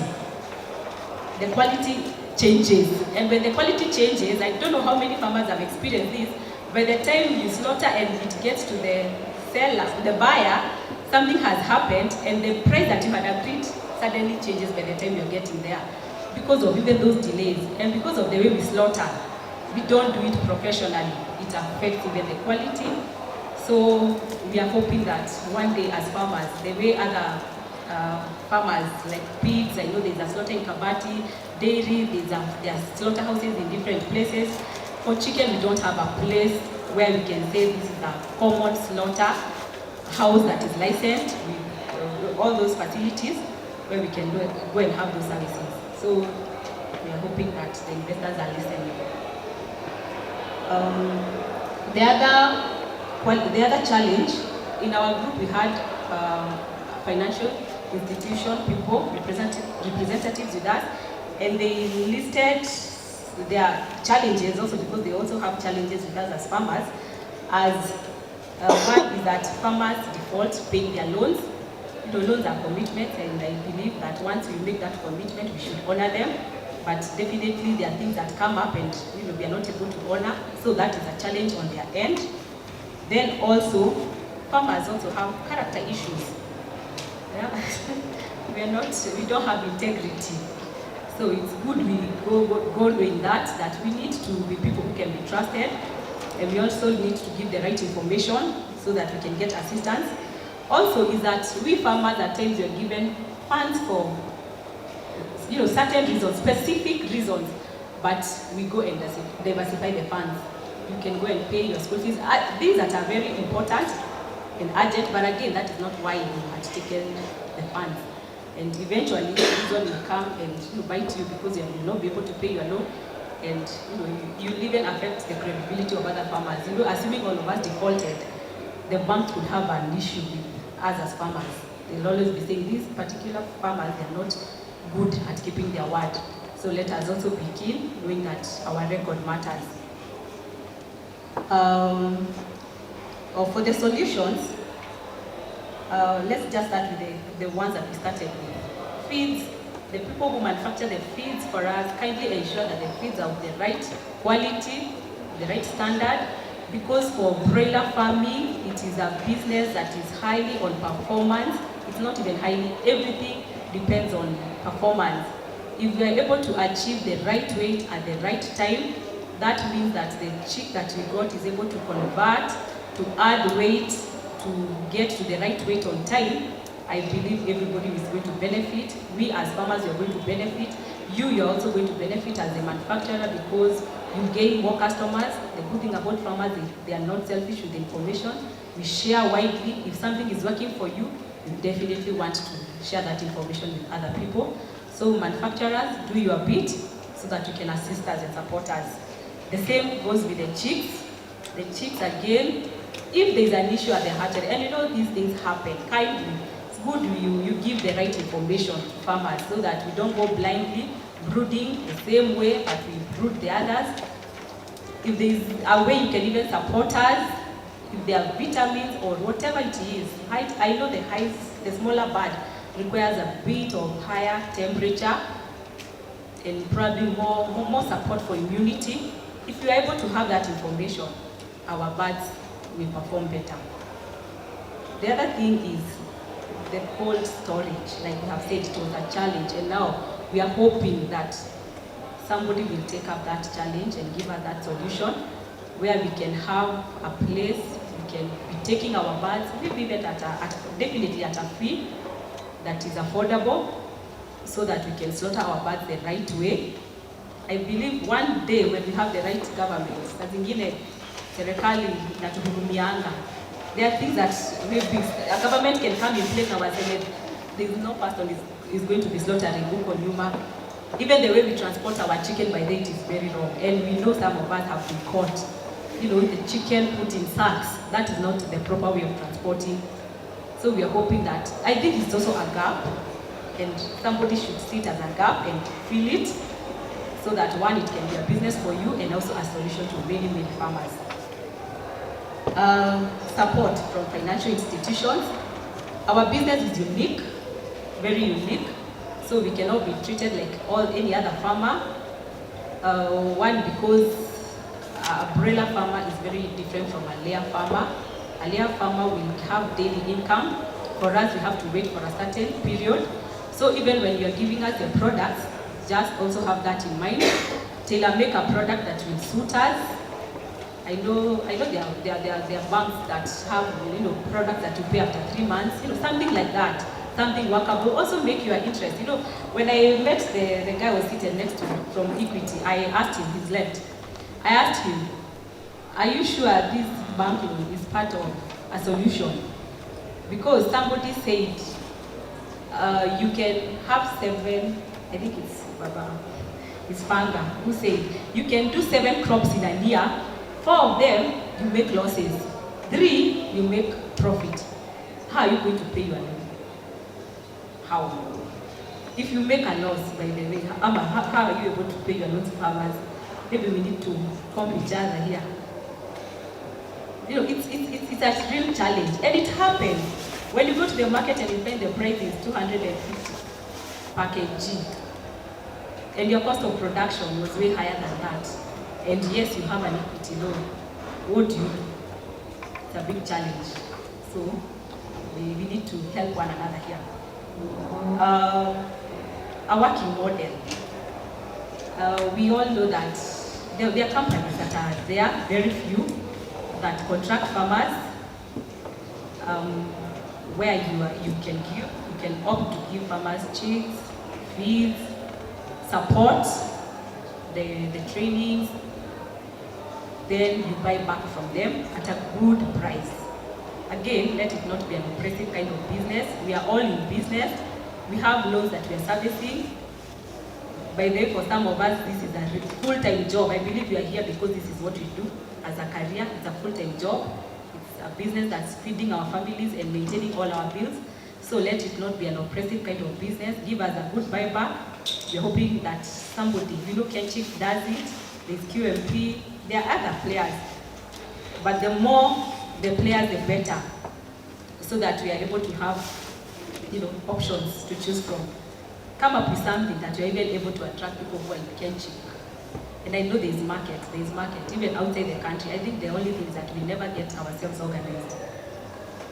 Support from all the other players, the millers. Give us things on credit. We know backbone, you are there, you are hearing. Give us, support us. Tukifika week 3 tumekwama. tupatie hiyo pellets, tukimaliza tutalipa.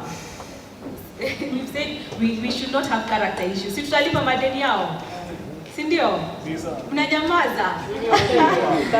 Yeah, tutalipa. And I know there are people by there who've gotten here because they've been supported by either distributors. You have a working relationship. When you have a working relationship, you can go very far. You're able to keep those numbers without being scared at chakula, because that is somebody's now problem. Where kazi yako ni kulisha kuku vizuri.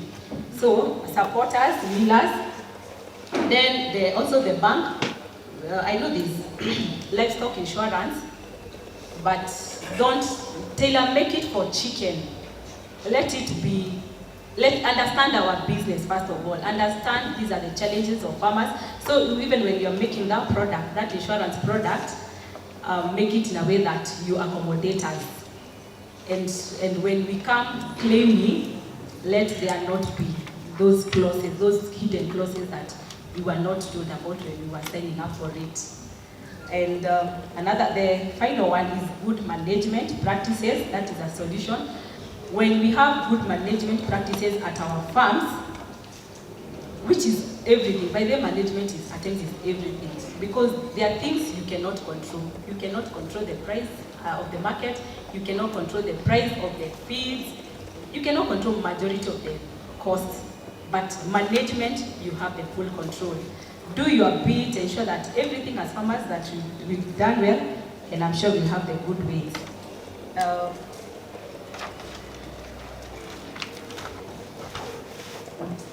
Okay, then of course from the bank, they said we need to be disciplined with the loans. That will be a solution on their end, and so that can also try to restructure the loans. Once we have the challenges, they can also accommodate us that way. The key characteristics of a successful farmer, one is definitely there will be growth in every way. You'll grow your farm. That's why you'll say, the Mugambo guy at Kuja Tasema, I started with 100 chicken, now you are doing 20,000. There's that visible, evident growth that will be seen. There'll also be an increase in revenue. And of course, when your revenue increases, you're able to do even other things. So not just be a poultry farmer, will be a Mogoko who started with chicken, became one of the greatest shareholders of a bank. There'll be that feel. Then there'll be fulfillment, by the way. You'll love what you're doing and you'll be fulfilled. And you'll also create employment to many other people. Thank you. Let's give a nice round of applause. Thank you so much for that presentation. Nasikia watu wanapewa pesa na Equity. I will not even want to point it out the story. Mobilization of resources. I think there is that clarion call on the mobilization of resources. So partners, I hope we are taking note on that. And I think the discussion has really evolved, and it's really, I love the aspect of listening to the farmers, and I want to believe that partners wamekuwa wakisikiza, and as we're now rolling into the last bit, najua watu ndio imeanza kuingia, that's why nataka kule hii, so that tuongeze gas kidogo. We do another probably like 20, the partners to briefly just get into just highlighting the pain points. And then probably what I would want to mention, so far, I would want to have some interviews, brief ones, probably when we are taking lunch. I would want to point out that I might come for some of the group leaders who presented, just to hear your opinions. Secondly, the partners. Maybe you can be figuring out who can, I would want probably a representative from one of the partners. I would want to have a conversation with you, and any other person who feels that they would want to air out. This is content that we are channeling out. It's content we want to push to make this really relevant. So let's take King of that. Please, kubali wito. And with that, I want to call in Stanley so that he can, take us, to this next level. But I think, so I think with that, Stanley, can take the floor. All right. Thank you all for engaging us on this exercise. Literally today we were not speaking a lot. We wanted to understand the problems so that even as we are sitting together with the that we've looked at, and even as we go into the next part of the discussion, or even beyond this conference, we will have matching orders. Ask Maderi, who literally has overseen about 200 billion worth of chicken sales that you brought at Ngara or Pangani, where he served first at Chaka Chicken, which was also a chicken buying shop, and now at Big Kuku Depot. And he has the first-hand experience, what the customers say about the chicken that farmers have been bringing. So in 5 minutes, Madheri will talk about this, and then now Robert will talk about his experience at town, and then we'll also have Ben, who's our strategist, also come in and speak 1, 2, 3 things before we give Anthony of Backbone, and finally our friends at Equity Bank. Thank you.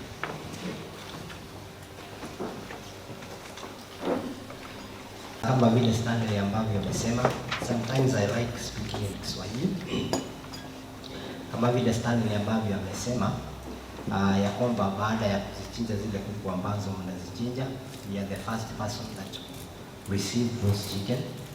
Na kuna challenges zile hata nasi tunaweza kuzipata baada ya zile kufikia katika maduka kwetu. Kuna challenge ambayo ya kwanza, the first challenge or the greatest challenge, or I would call it maybe the worst challenge, is like Madam Mercy has said. Mercy is my friend. Time. You know, this business that we do, it's all about time, and we do this business within a certain frame of time.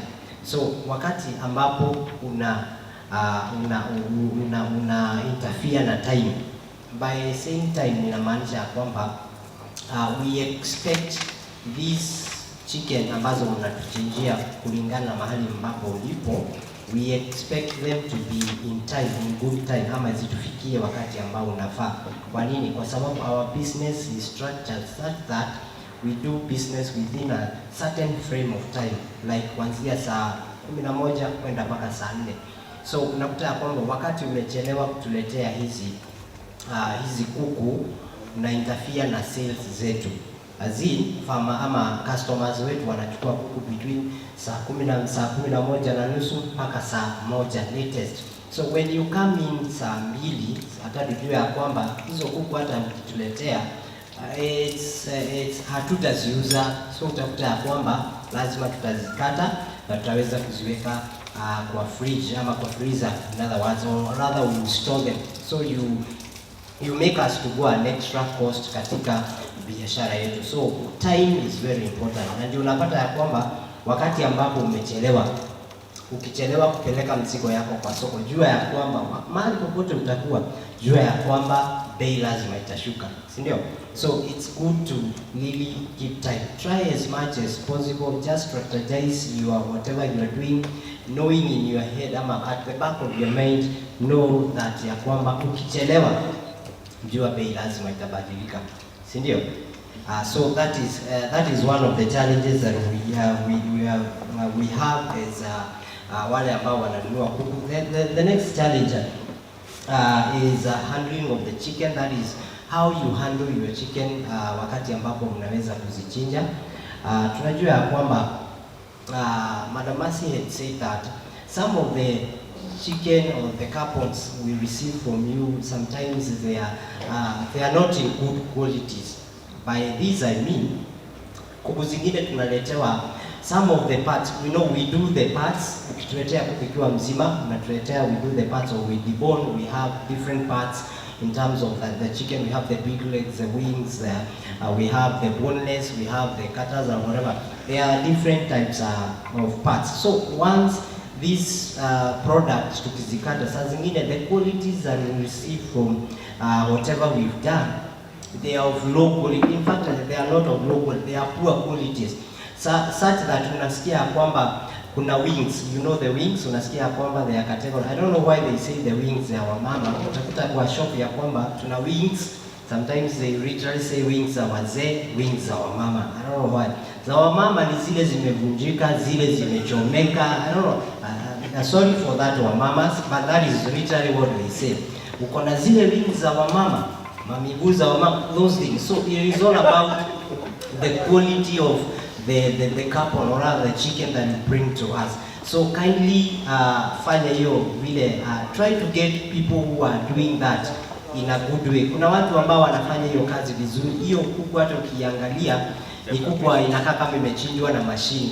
So try as much as possible to source those guys that do that work well. So unakuwa hata kwamba unaweza kuwa hata umechukua kuku hata 300, lakini ukuta ya kwamba kuna wingi za wamama kama kilo 5 ama kuku zimechomeka. Sometimes nakumbuka kuna siku tulichukua kuku, utakuta ya kwamba kwa kuku kama 300 hivi unakuta kilo 50 hawezi ziuza kwa sababu zimechomeka, in fact it was terrible. So kindly upscale hiyo kazi ya kuchinja, ama utafute watu ambao wanaweza kuchinja hiyo kuku vizuri. Challenge nyingine ambao na ni common, sometimes tunakutanaga, tunaanza kushare about this tukiwa na kina masi and others and so on about smell. Yani hiyo kuku saa zingine, kuku zingine zinafikaga yani tu ile ukifungua tu kwa gunia, because most of the farmers wanaleta kwa gunia, which is not the standardized way ya kuleta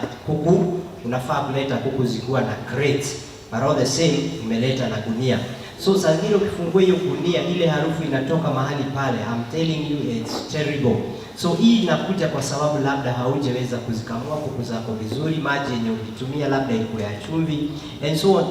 The handling itself, literally the handling of that chicken as you are doing hiyo kuchinja, it's really very important. You should try as much as possible to get people ambao watafanya vizuri. So hiyo bad smell itakuwa na effect. Hata tukidebone, tujaribu kuosha, we do whatever we do to try as much as possible to salvage, jua ya kwamba itaweza kukuaffect. And you see, ukileta kuku ambayo inanuka, for sure tuta reduce bei.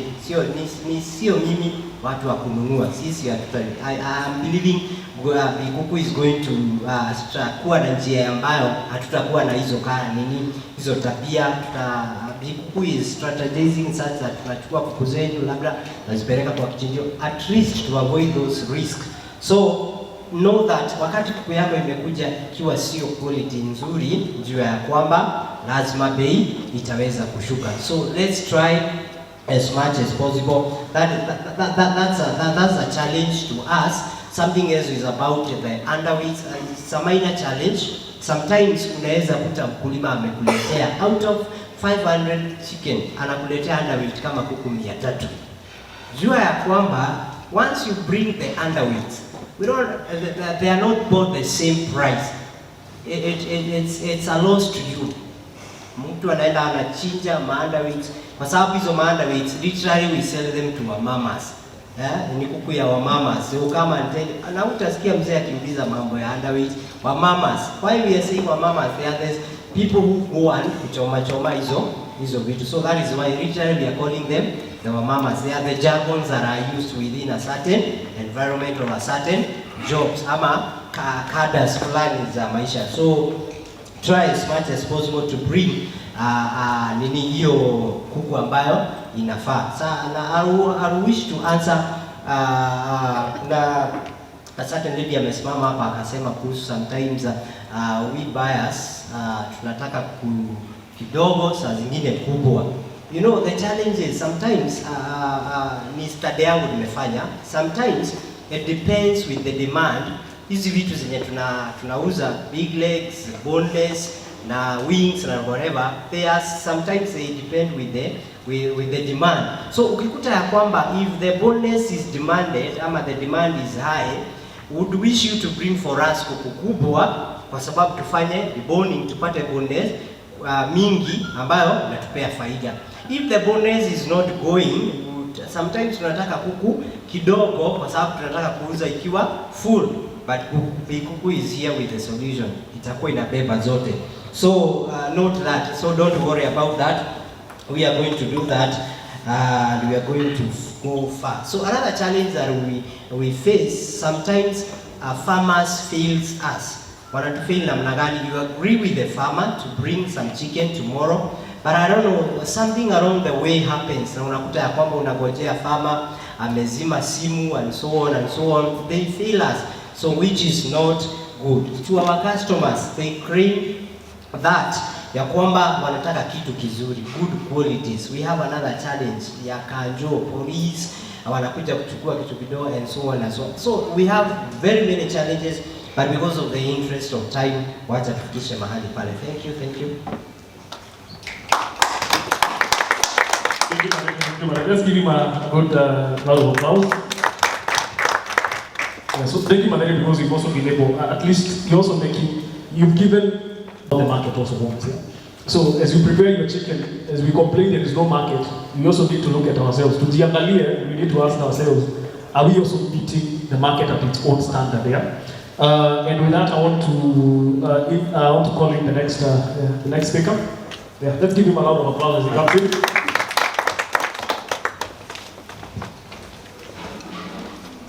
Good afternoon, ladies and gentlemen.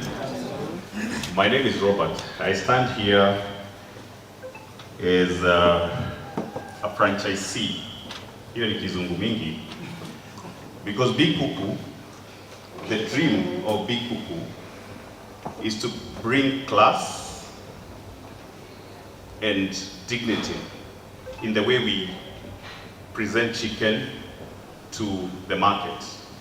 The way Maderi is talking of people tying the chicken in bags, police know that is an ATM. The kanjo know, because once you are told, is this not the right way to carry chicken, then you are vulnerable and you are already starting to give money. But what I want to say, this photo is of myself and Gitau and some of the workers on the day we launched this shop in town. And I told you this shop is in bus station,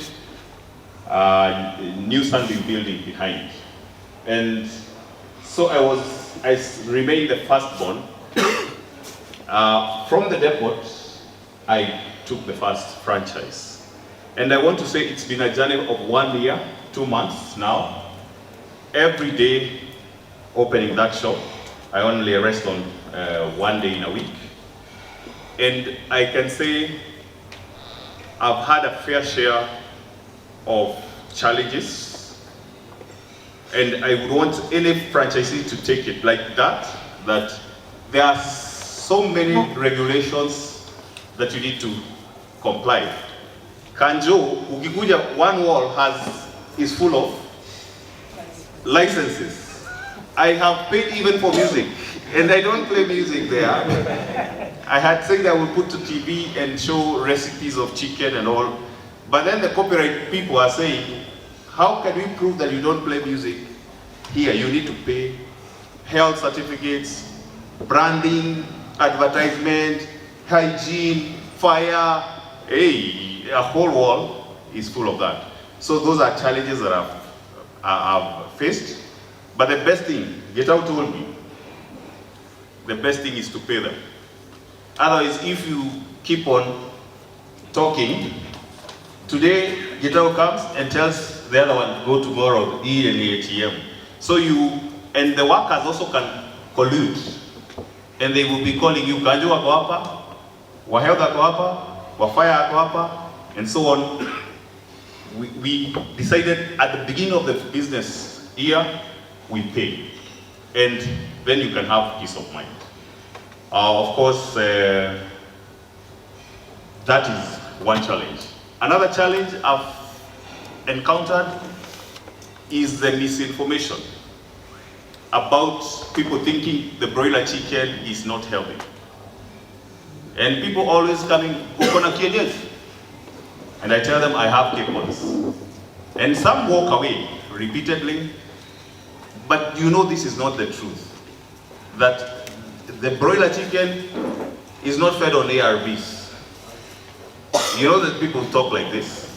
People talk very negatively about these chickens will cause you to have to be fat on one side. You know all this nonsense. So this is what we have gone through. But let me tell you about the successes. We were able to present the chicken in a dignified way, in a flexible way. You know, we knew that chicken, you can only buy a whole chicken. So if you don't have 500 shillings, if that is the least price of a whole chicken, then you forget eating chicken. But with this franchise, the way Mtaani is saying, we cut the chicken into pieces. So you can come and buy one leg only. And that one leg is 80 shillings maybe, when you put it on the scale. And you can go home, na nyumba yako itanuka buku. Kama nikunuka ama nikunukia. The smell of chicken frying will come from your house at 80 shillings. People come, they buy the feet. A kilo of feet could be 150. So you can imagine half of it is 70. And it's a big thing. People go fry it with tomatoes, and a whole packet of ugali can go with that 70 thing. And the gizzards and so on. So we have been able to present the chicken in a flexible pack, in an affordable place. And you know, there's the street food. Kuna mtu anapenda mutura lakini vile inauzwa on the street, you feel ashamed to stand there.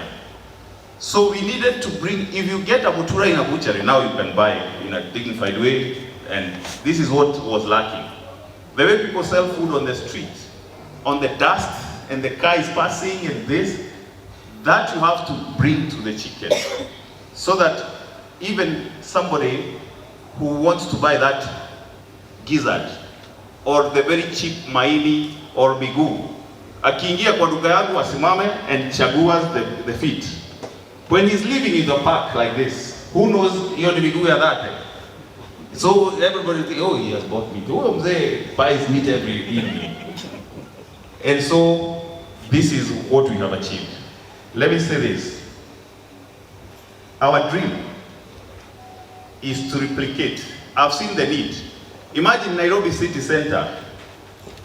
Apart from the depot, I'm the only kuku shop na niko bus station. People come from Koja and they say, I've walked for 15 minutes to come to this site. Msifungue branch huko Koja. You know, I can see real opportunity of people asking for this to be replicated. My dream, Gitau, I don't know whether you have that video. Because we need to change our perspective. Do you see this? This is in the streets of Kampala. And this is not electricity. This is charcoal grills. And it's a street food. It's outside. Ni kama mitura sasa. And you see, you can imagine how many chickens you can see now here rotating. They marinate the chicken. It slips in it is in a marinating box. Inavuta kitunguu and all those herbs. Then tomorrow, or you can marinate in the morning and choma in the evening. This jiko only sells a minimum of 50 chickens every evening. This one. And people, it's very clean. It's not oiled. Unajua watu wanasema imerudia hiyo mafuta imechemsha mara mingi. And if we do this, you don't need electricity. This rotation only uses a battery and rotates this chicken. Now people queue because it's clean, it's choma, it's tasty, na imeingia moto mpaka katikati. So these are the ideas that will change this. Don't trust the big hotels to be the solution. Sababu, one, they are pricing the chicken very high. So anybody going there, unakunywa chai lakini hutaki kujua bei ya kuku Safari Park because you know it's 2,500. But if you come here, you find that kapota, that lady is cutting, and it's, you know, Kenyans love smoky places. Kuna huyu mtu wa Friday alisema utamkuta hii kamaki na hiyo moshi, watu wanataka hiyo moshi, the smokiness, wakunywe huko wakule huko. Hata ukitaka moshi ya kuku ni. And this is the way we want to encourage people to go. Now, it's been a success story for me. Every day, I can tell you, kuna avenues za mimi kupata pesa zinakaa kama 1 month ndio nipate kitu. But this shop, unless every day when I open, there has to be something coming into that account. Na watu wanakuja, I want gizzards today. Tomorrow they buy legs. Another day they buy breast. Another, it's the same chicken, but they are taking like, it's a variety. And this is the way to go. And this is the evidence kwamba mimi ni franchisee. Ni t-shirt ya red leo sikupewa nikae kama a real Big Kuku. Otherwise, thank you very much, Gitau, for having also believed in me, and I'm marketing you in the heart of town. So tutaenda far. Kama sasa watu wa Kitengela wanakuja kwa hiyo duka wananiuliza, sisi weekend tunashindwa, do we take a matatu to come to pick chicken when we are not in the office? Can you bring a branch to Kitengela? Can you bring a branch to Koja? And I say, yes, there's a letter. So, Gitau, maybe I can tell you opportunity is there. And all of you can open replica shops like this. Benha, I want to, okay, MC Nakunyangaya kazi. Pole bwana. Thank you, thank you. Let's give him a lot of applause. It is what the government can do for you. It is what your people can do for you. It is what society can do for you. But wewe unaweza kufanyia nini? That's all you've been told. So we're here not just to give you solutions, but to also prompt your minds. What can you do for yourself?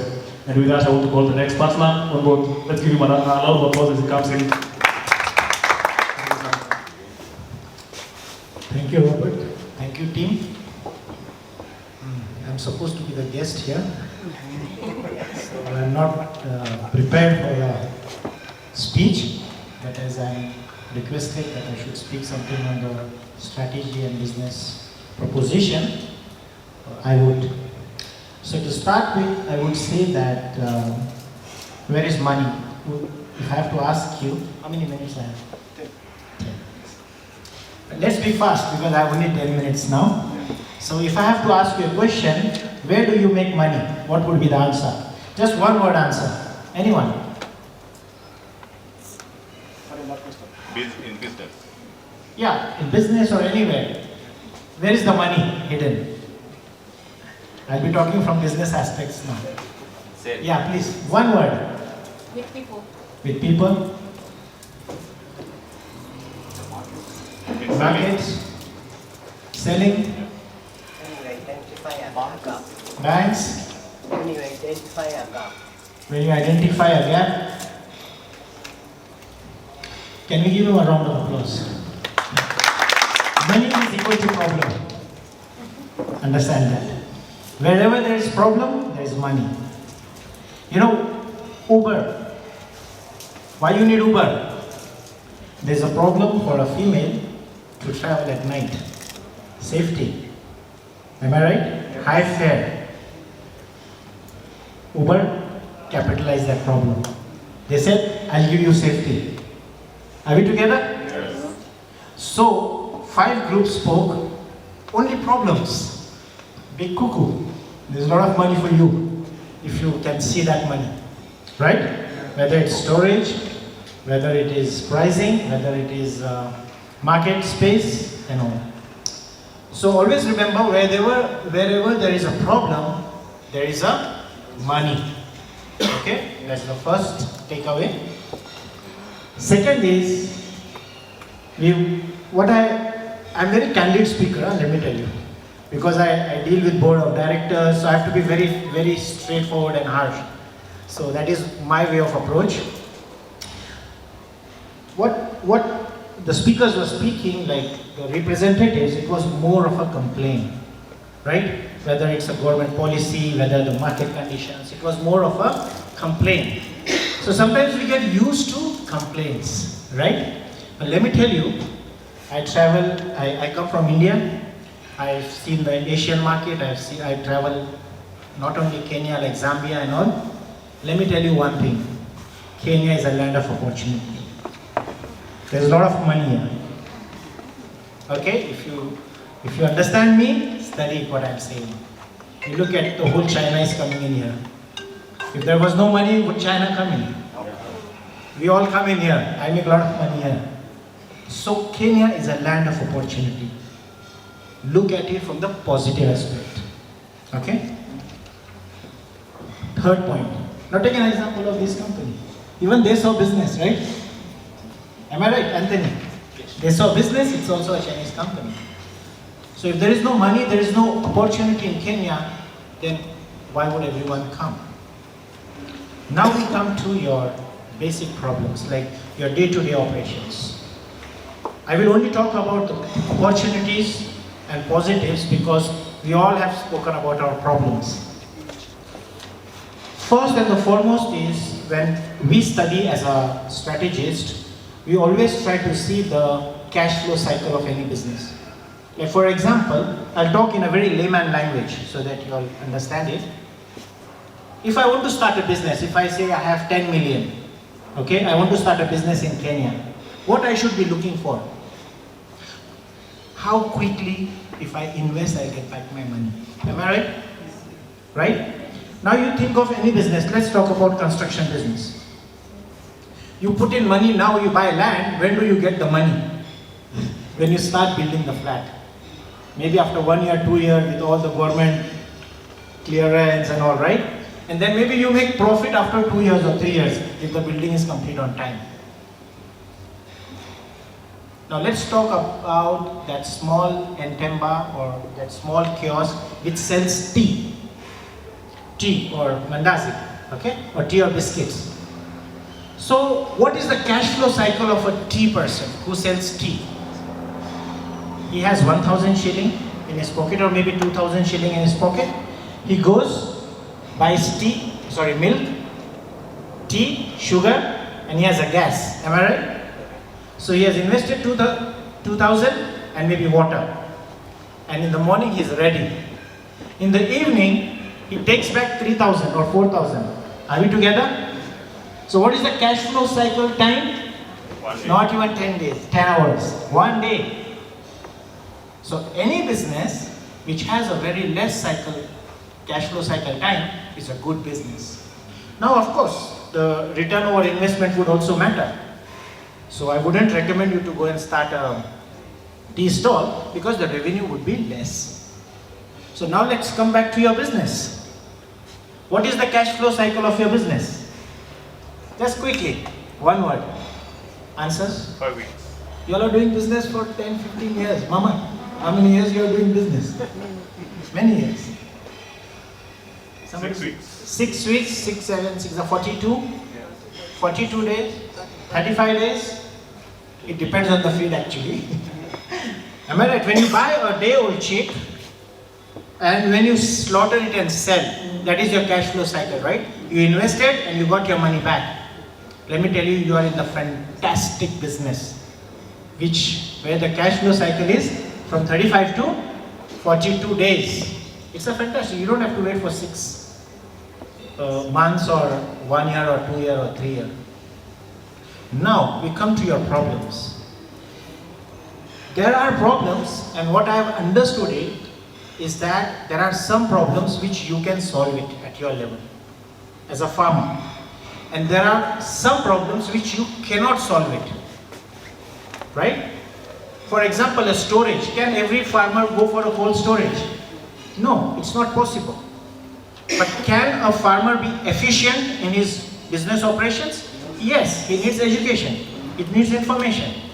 So, for cold storage, for example, if I have to look at from here, I'm seeing a lot of opportunity. I can just get an investor, identify 4 to 5 spots where there are big broiler business, open 3, 4, and I get into the business, which Big Kuku can do it. Example I'm saying. So don't look at what you cannot do. Okay? What is not in your hand, you don't look at that. You can only request and expect somebody to come and do that. Either the government does it or some businessman does it.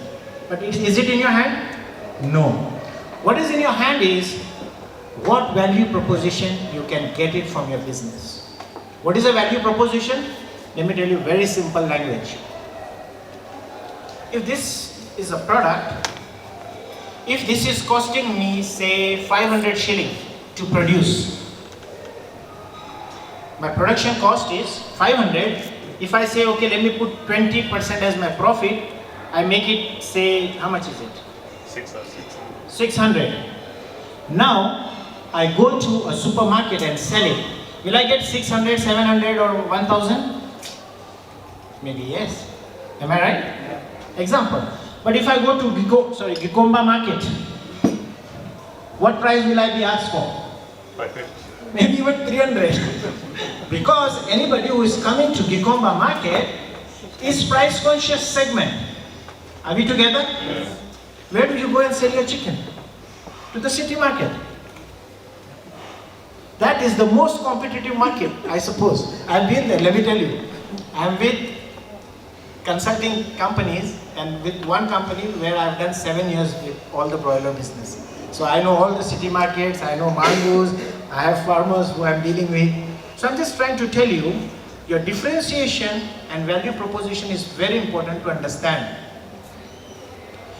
Today, if you want to succeed, let me tell you one more opportunity. So many farmers have shut down. Am I right? If the farmers are shut down, that means the supply is limited. So are you in a good position to sell those who are right now? Yes. Yes. Now, if you want to succeed, I'll share you the secret which big companies does it. When I do strategy with them, big companies do it. You have to keep 2 things in mind. One is differentiator. How are you different? Am I right? Yeah. And 2, you should always be value for the opposite person. Am I right? Yeah. You should be always valuable. Like if you're coming to sell me broiler chicken, I would see why you. Why not he or she? Am I right? Yeah. So what value are you bringing to me? Now, is value only in terms of price? Price is a dominant factor, right? What price are you giving me? But let me tell you, all the big companies never compromise on price. And that's why they are successful. 2 things keep in mind. Avoid credit. Avoid credit and always find your market of your price. There is a market there. Are we together on this part? You should be different. Different can be providing service on time, providing clean chicken on time. Because there is a customer who's looking for clean chicken, healthy chicken, who is ready to give you that extra price. But we are not ready for it.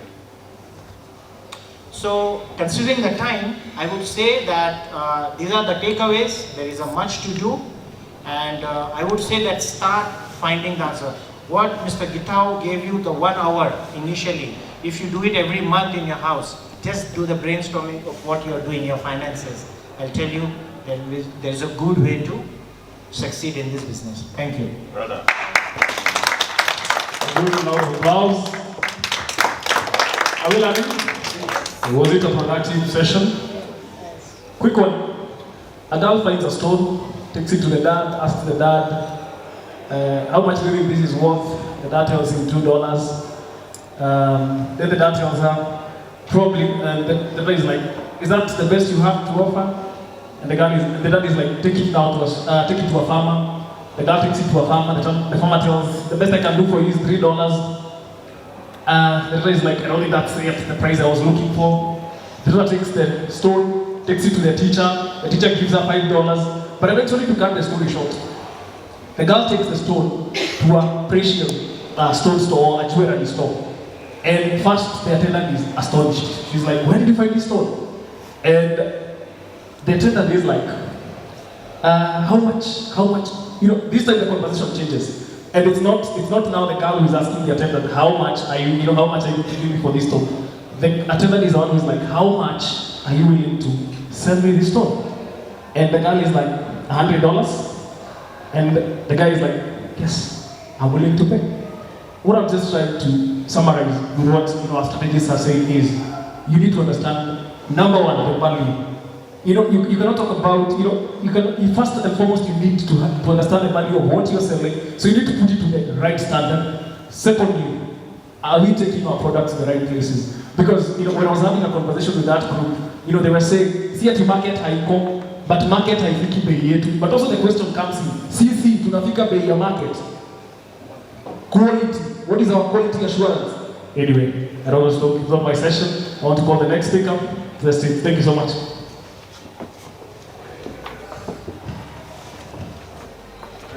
Asante. Good afternoon. I'm sorry, masaa imefika karibu ya lunch imepita mkoja. I'll be so quick. 5 or 7 minutes I'll be through with you. My name is Anthony Bugo Mugala. I'm the sales rep for Backbone Feeds. Hii chakula imeingia hapa mwezi wa 4 hapo katikati. The best thing is the quality of the feed. We can assure you is the best. You can predict. Ikiwa hii kuku leo, I'm slaughtering at a certain date. I've had interactions with several farmers. Wengine wanasema bei yenu iko juu. Wengine wao unataka bei kwende chini na mimi ni compromise on quality. I don't want to compromise on quality. What I can assure you is of my quality, but I can also assure you of my price. Because we want you to make money. We are giving you value for money. Sitaki nikupee kuku hapo utoe na wiki 7 ama wiki 6 huko. Actually, the maximum you can go with my feed is 40 days. Let me give you a brief history of Backbone Feeds. Because this feed was started, this company was started in China back in 1985, and they have now expanded to other areas. In Africa, they started in Tanzania 2018. At the end of 2018, ndio wakaanza to produce feeds. Initially, it was slow because of their pricing, but eventually they have conquered the market in Tanzania, and they are now expanding to not only in Kenya. Maybe my next you go to Uganda, you find Backbone in Uganda, you find it in Zambia and other countries. Because we want to give our farmers quality.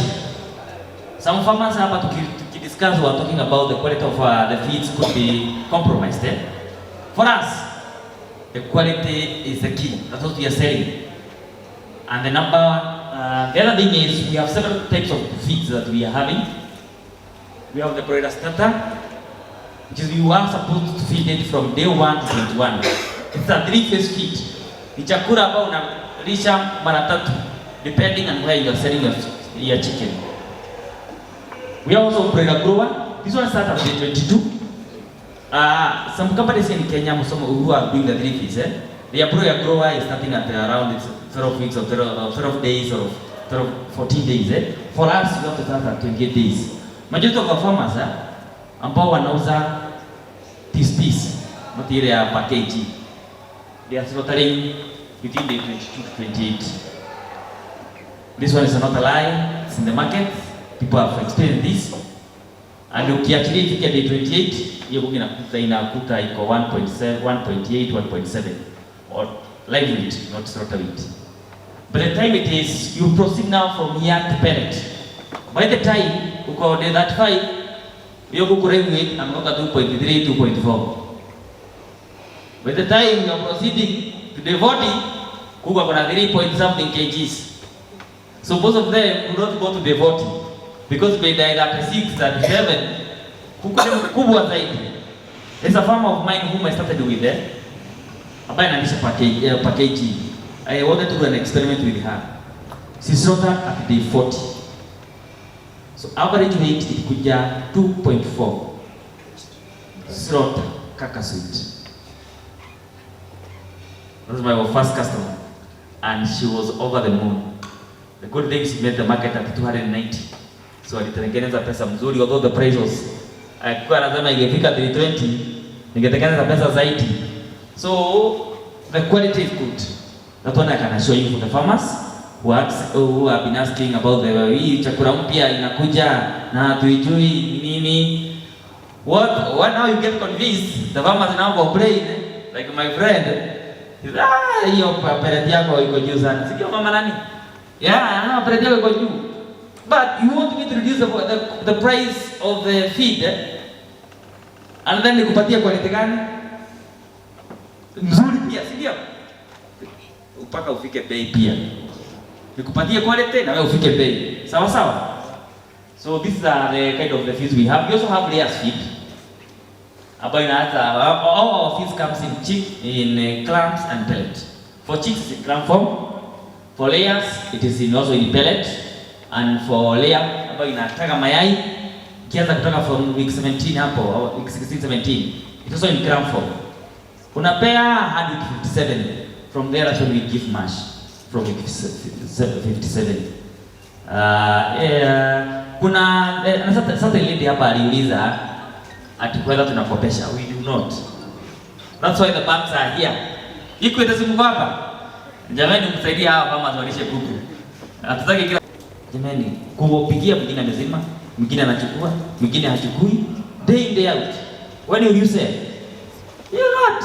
So please, Equity Bank, support our farmers. They support us, we support you. And farmers ukipewa pesa, usiende kununua shamba. Don't divert that money. Weka wa kuku. Thank you so much. My name is Anthony, and I hope you buy more feeds. Thank you so much.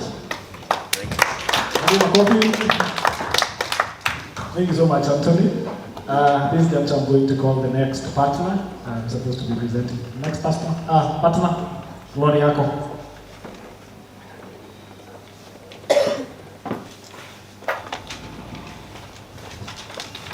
I'd like to ask Eugene to come. And let's get our phones out, because I just want us to do a quick exercise. There's quite a lot of conversations that we had about training. And there were suggestions that we need to work with the government towards getting us extension service officers to come to our farms to do site visits. But even as we are doing that, every other morning when you wake up and you're stuck, who do you call? Or who do you ask? We are a small team of myself, Stanley here, and there's a gentleman called George at the back, if you see him. And we bring a solution to a space where it's always changing, it's a dynamic space, and I believe all of you would agree when I say that information is power. Knowing something is very important. So this is a new age of farming. And I'll start with this quote. To be a farmer is to be a student forever, for each day brings something new. And being the humans that we are, or in the human condition that there is, we can't know everything. And that's where we bring technologies or emerging technologies, such as artificial intelligence, to bridge gaps. I'm stating facts. The farmer or farmers are single-handedly the most important people for the future of this country and the world. Why do I say so? It's because you cannot feed people with words. I'll give you a perfect example. Pilau, minji, kuku choma, people getting full. Is there anyone who's starting to feel satisfied? No. Just build a mental picture. Chapatis, mandazi na chai. Is there anyone? No? But you see, the truth of it is, the politicians will tell you words. A lot of the world will come and give you words, but the people who actually do the thing that needs to be done are sitting here today. Am I right or wrong? You are. So the future is in agriculture. The future is in farming. The future is in poultry farming. Now I'll give you an example. I am an investor in your industry. How so? You might wonder. I currently live in Kakamega. I am from the Luya community. As you might all be aware, we are very, very well known for loving our chicken. I've eaten enough chicken, as you can very comfortably see. So some of the solutions that I bring to you are advised by my investment in your industry and in other industries in the agricultural space.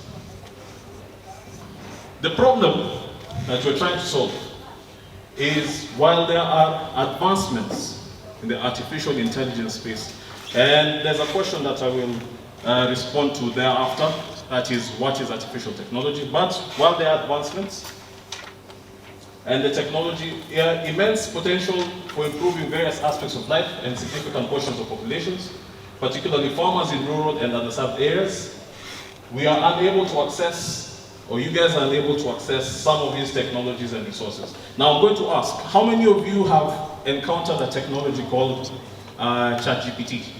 Show of hands. ChatGPT, Some of you who have used it, I mean, that's fantastic.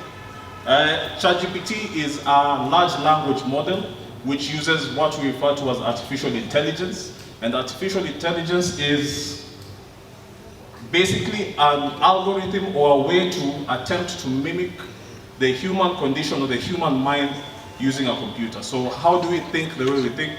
How do we process information? So why does farming need AI? Farming is as old as human civilization, but like every other industry, it needs to evolve to meet growing demands and surmount challenges such as climate change, labor shortages, and market volatility. You might seek the advice of your neighbor in books and or even occasional agricultural officers, but these sources can be inconsistent, expensive, or outdated. We need something better, and that's where we bring in Mtaani. Mtaani leverages cutting-edge AI technology to empower you with real-time, actionable insights directly on your feature phones or smartphones. And we will be running a demonstration of how this works shortly. Mtaani is an innovation and a solution designed to bridge the digital divide by making the power of artificial intelligence accessible to farmers in rural areas. So I'll give you a scenario where you have your smartphone and you want to find something out from Google about your day-old chicks. Unfortunately, on that day, Safaricom has done that thing with your data, where it has taken all of it, very suddenly. So you have no more access to the internet on that level. So what do you do? This is the solution that we're bringing. There's some real benefits. It can help you increase your yield, treat diseases early because you can identify some of your symptoms, and even guide you on what prices to sell your products, and etc., etc. I'm moving quite quickly so that we can get to the demo, and it is also pocket friendly. For your usage, we are only expecting you to pay standard SMS charges, so no more than that. This is our team, as I had mentioned before. Now, to the demo, and the most important part. How many of you have your phones on you? You kindly pull out your phones. This is what we refer to as a shortcode. And this is a Safaricom shortcode. So if you have a mobile device on you, whether or not it is a smartphone or a feature phone, kindly take it out. I'm hoping also you have just a little bit of airtime. A 5 bob or a 10 bob will do. Now, kindly send the words hi to that number.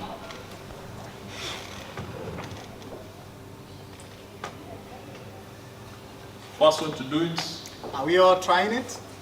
Guess a high five. The first one to get a response.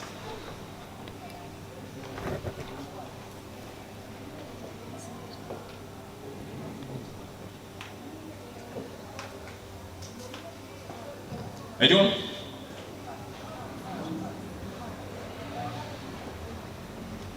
Have we sent the message? Yes. 2, 2, 3, 3, 4, 8. Have we gotten a response?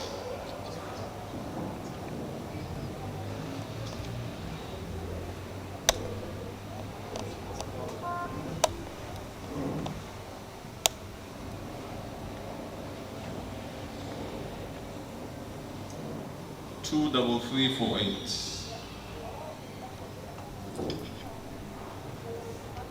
Have you received? No, not yet?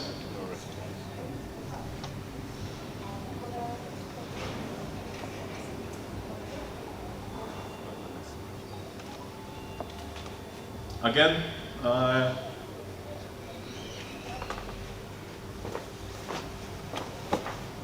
what is supposed to follow is a message which asks you to put in your full name. Has anyone gotten to that point?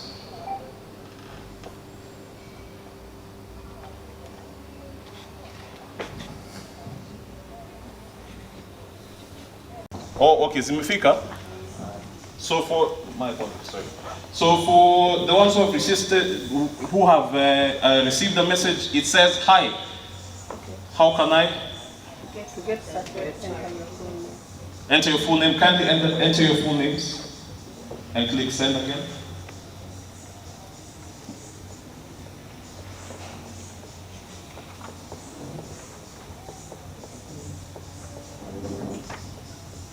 Don't mind the charges, it's just a standard SMS cost of 1 shilling.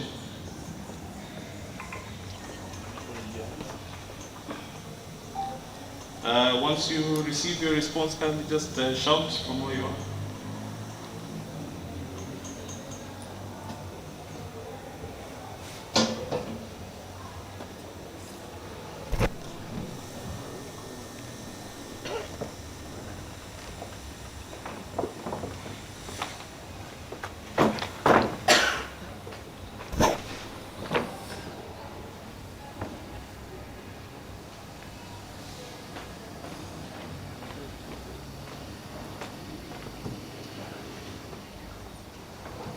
Alright, seeing as we may be experiencing mild delays from Safaricom, kindly continue interacting with the system. So we're supposed to, ideally it is a chat environment. It is AI powered and it is meant to mimic the human brain in its responses and in how it delivers information to you.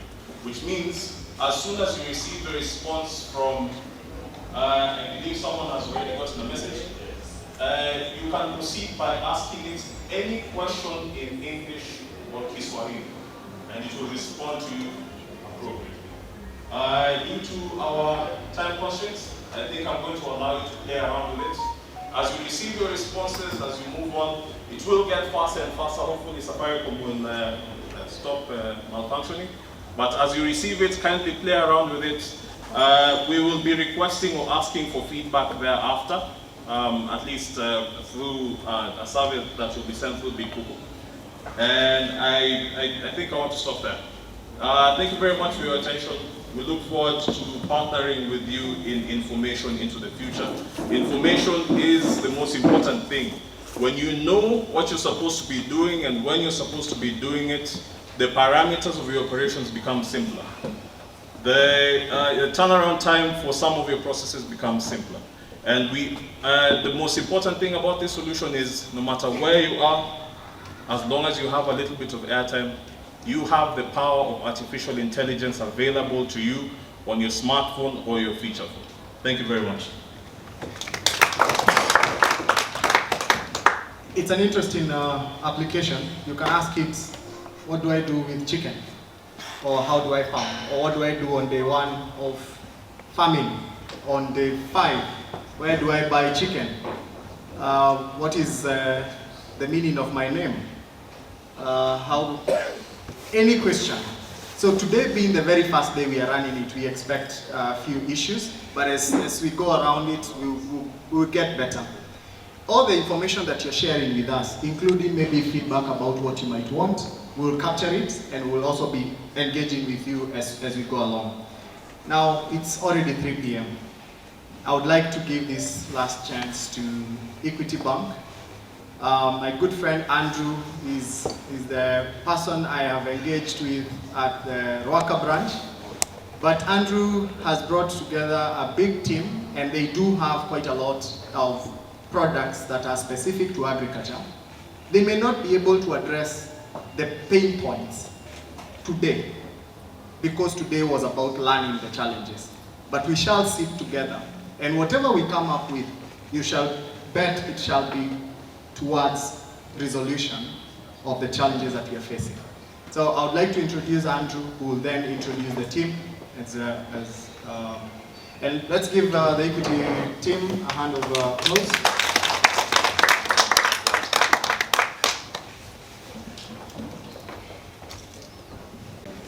Time has really gone, and I have a big team. I don't think I give everyone a chance to say hi, but they can start very fast. They just wave to 2 people, and then we proceed. My team, kindly.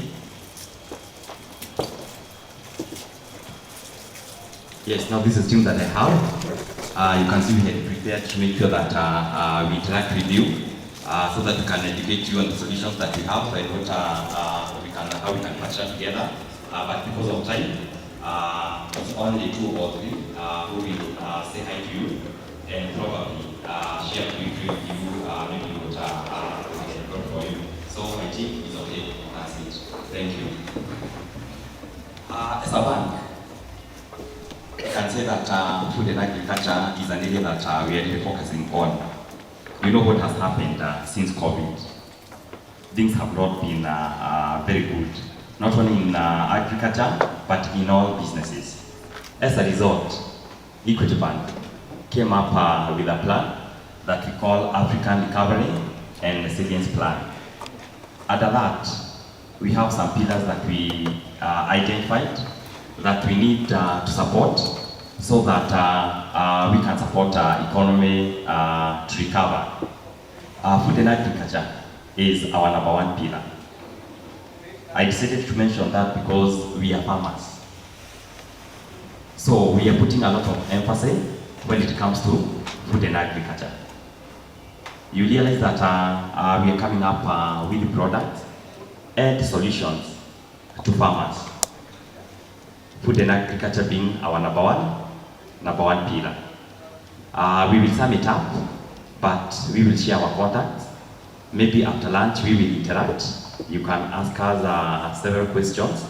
So for now, allow us to be very brief, kindly, because of time. It's so unfortunate that this topic, it was the most sensitive. Everyone was mentioning about finances, but unfortunately we are going to, we have a very short time, and we are hungry. I know our concentration will not be as efficient come the rest who have spoken, but it's okay. So I will welcome Anne to say hi to you and to just maybe give you a summary of the kind of products that we have for farmers. After that, I will guide the next person to speak. So Anne, kindly. Please also be brief. We will interact later. Good afternoon. Yeah, my name is Anne Kimani. In Equity Bank, I serve as a relationship officer in charge of food and agriculture.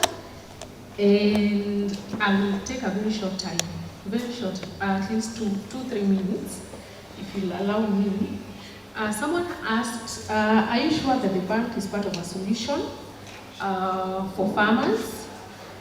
And there was another question that I would really like to tackle on the cycle of the loan payments for the farmers. These are very important areas when it comes to agriculture. I understand that as farmers dealing with broilers, we cannot pay our loans monthly, right? So the bank has already come up with a product where we can fashion a staggered payments, where as an agriculture person, you don't have to pay your loan monthly. You can pay within 6 weeks to 2 months, all right? So there's that product. When you visit the branch, just ask the officer to give you a staggered payment, okay? The other point is, are you sure that the bank is part of the solution? Yes. I understand that in agriculture, especially in broilers, that the prices of feeds are very high, right? And the margins are becoming smaller, right? So the bank has come in to finance you so that you can increase the volume of operations. So it does not mean that you quit farming. As our good friend mentioned here, wherever there is a problem, there is always a what? Money. There's always money, right? So that means if you're doing 1,000 bags and you're getting 20 shillings, 50 shillings per bag, what does it mean? You have to increase the number of birds you're rearing at every given time, right? So if people are quitting farming, like in the previous past, like last year, there was a lot of problem on food. Not for chicken, but for human beings, right? So I want to complain the standards of living are very high, the prices of food are very high. But you're here as farmers. We have quick solutions, broilers. Within 35 days, you're done, right? And we are here to sort out the problem of food security countrywide, even in the world. That is the topic today, right? So I believe that this is a problem, and when you come in as a bank, we can actually help you to expand, to do more things. Security ni lazima for any financial institution, right? Because if I give you $1 million today, I expect that in the next 35 days you will have harvested your bags. So I expect you to pay within a what? a short period of time. Of course, we can always give back the money so that you can invest more, right? But if you are going for long-term loans, of course you need a more permanent security, that is maybe property, land, like that. But for short-term loans, we will of course liaise with Big Kuku to ensure that we support our farmers and see what product we can fashion so that to meet your needs, all right? Yeah, thank you.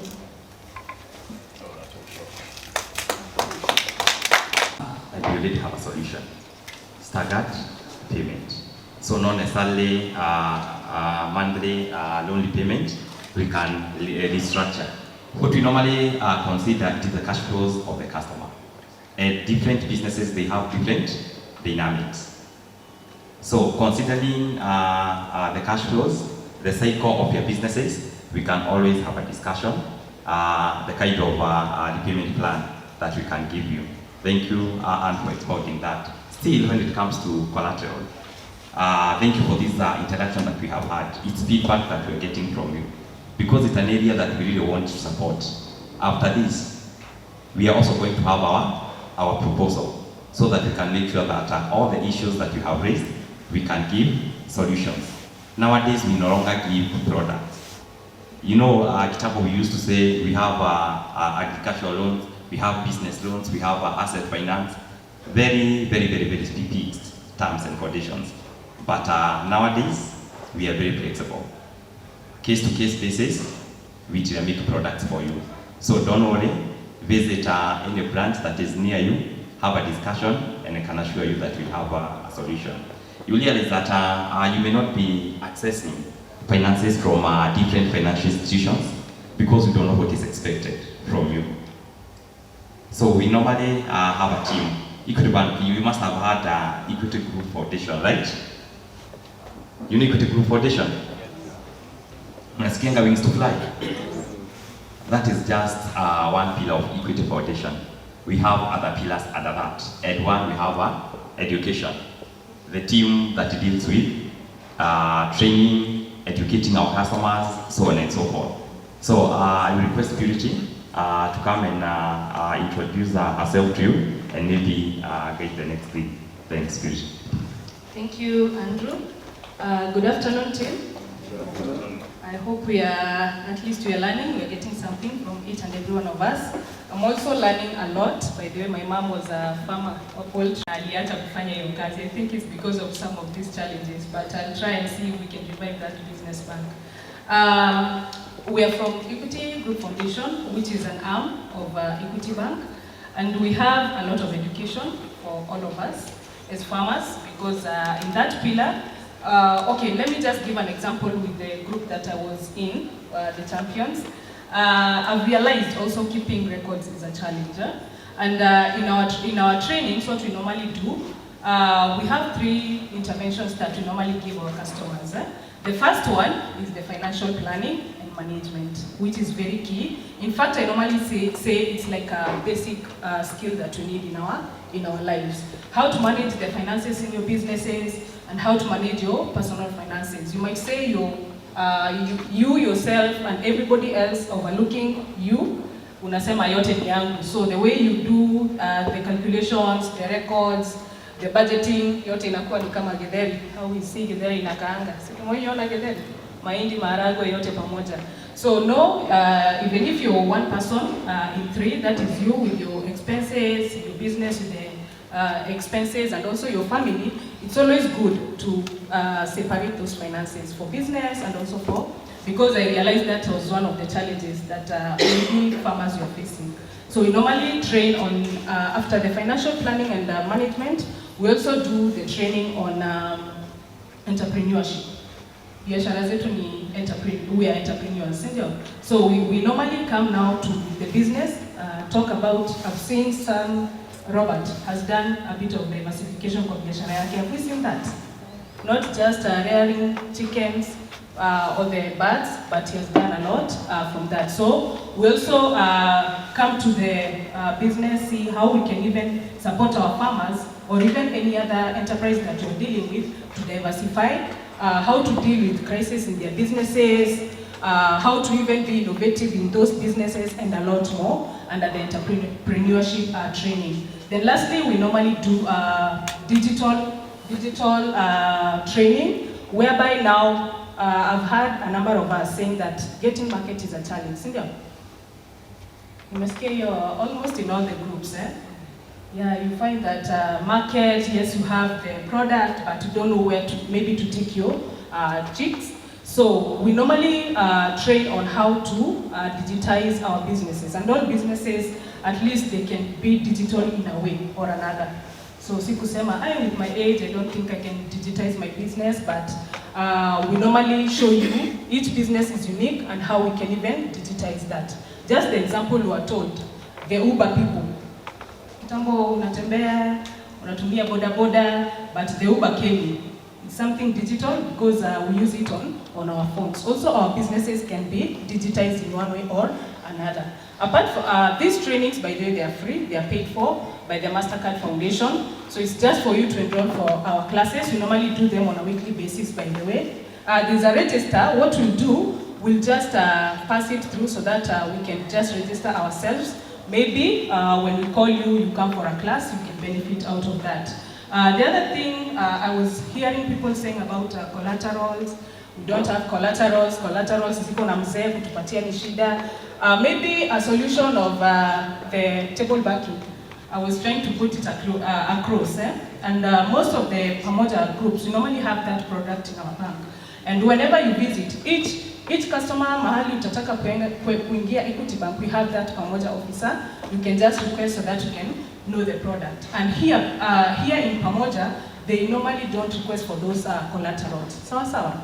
Unakuta the co-guarantee ship in your group. That is all they need. And with, whatever savings that you have, now that will qualify you for the amount that you want. The savings that you have will qualify at least 5 times your savings. And if you're doing a project together with the other members of the group, we call it Chama financing, ama easy Chama. And that product you can get financing up to 10 times of your savings. So inaweza kukusaidia because hapa collateral imagine. Just you, your savings, and the guarantee ship in there in that group. Tuko sawa? Then lastly, we normally offer mentorship to our customers. We can maybe call you in a class just like this, or individual. You come down to your biashara or business, wherever you do your business, try and see identify the gaps that you have in your business and how we can even help you to close on them, or even guide you on how to do the same. Because one of the objectives of our trainings, we create jobs, because there's that challenge out there. And the moment you expand your business, of course you can't be in more than one place.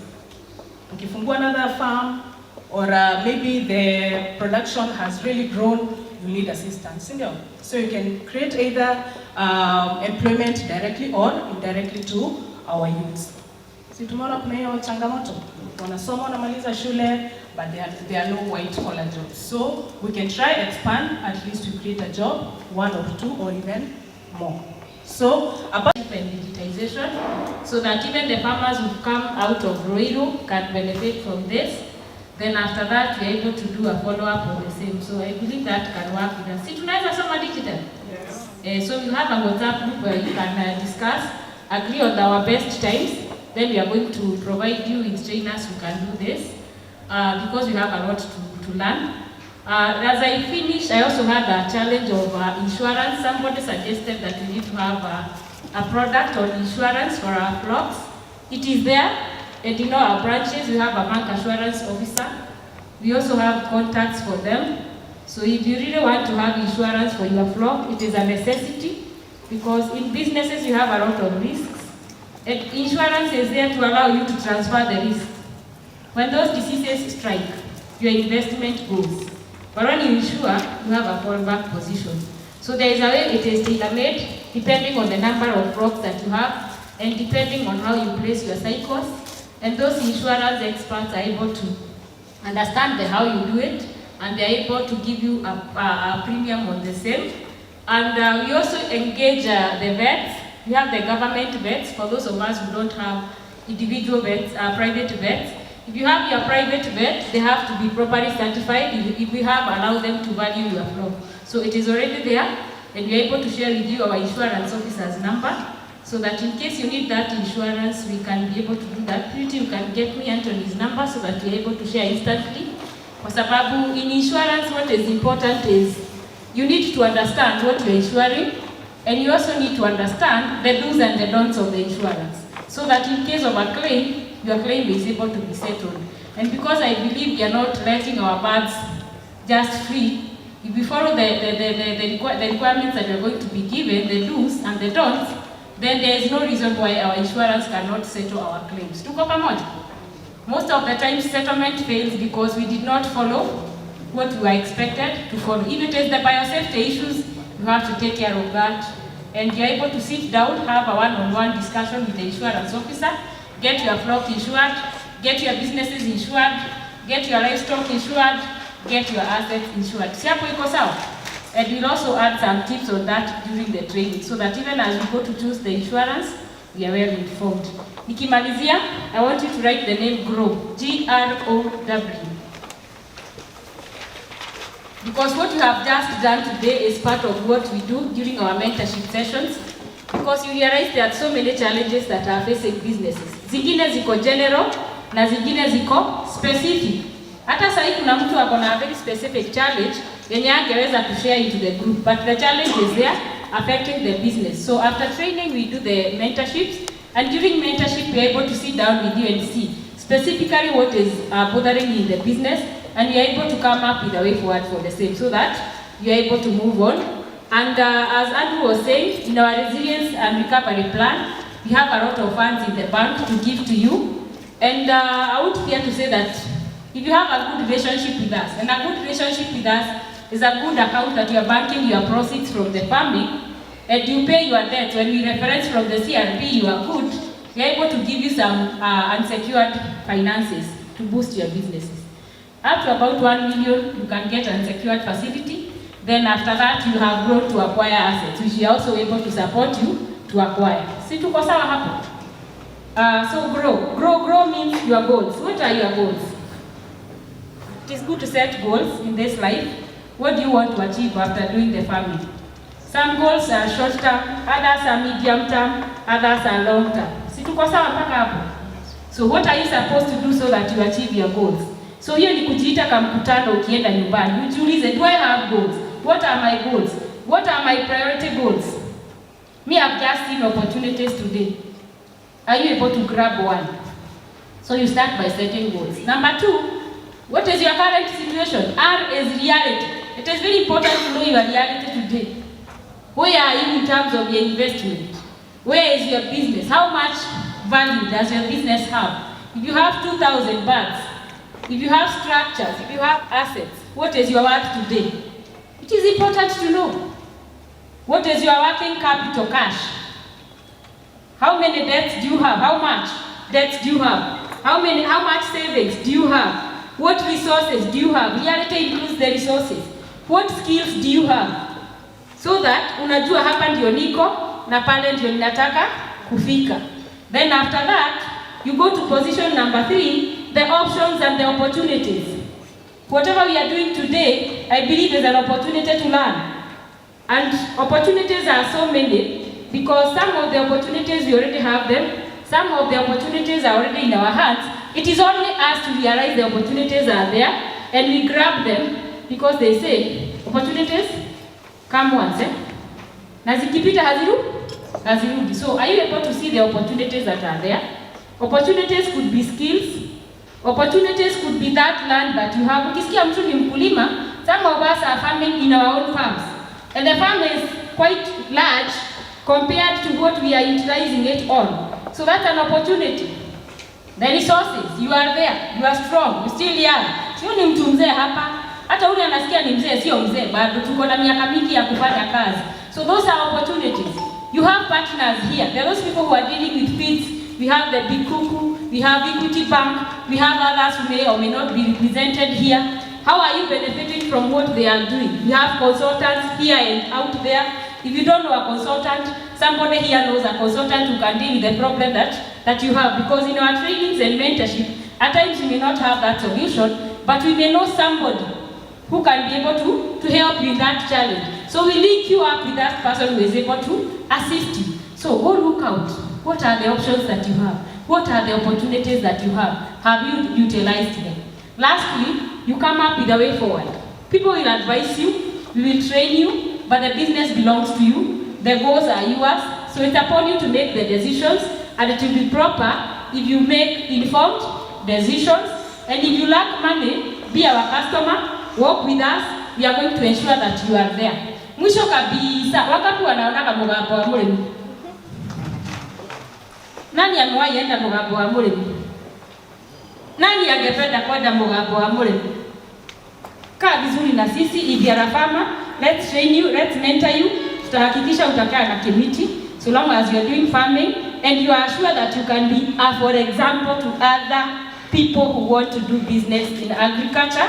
And as somebody said, the next generation of millionaires or even billionaires will be doing what we call food and agriculture, because we cannot survive without eating. So hiyo biashara haianguki. Let's not see the negative side. Our consultant here said, we mostly like seeing what we do not have other than seeing what we have. So mimi nitaita hiyo appreciative inquiry. Ask yourself, what is it that I have? Other than the norm, where we see the challenge, the impossibility, the what I cannot be able to do, start by seeing what you have.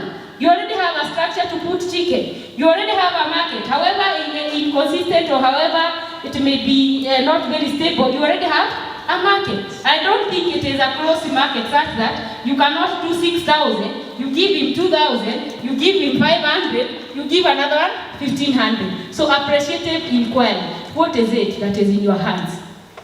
Wale tunaenda kanisa, Musa aliuliza uko nani? Siangalie chenye uko nayo alafu utumie kwanza to the maximum. Penye uko na gap, we are here to hold your hands together with the partners, and for sure you are going to succeed. Asanteni sana. Please fill your details in our register, it's coming round.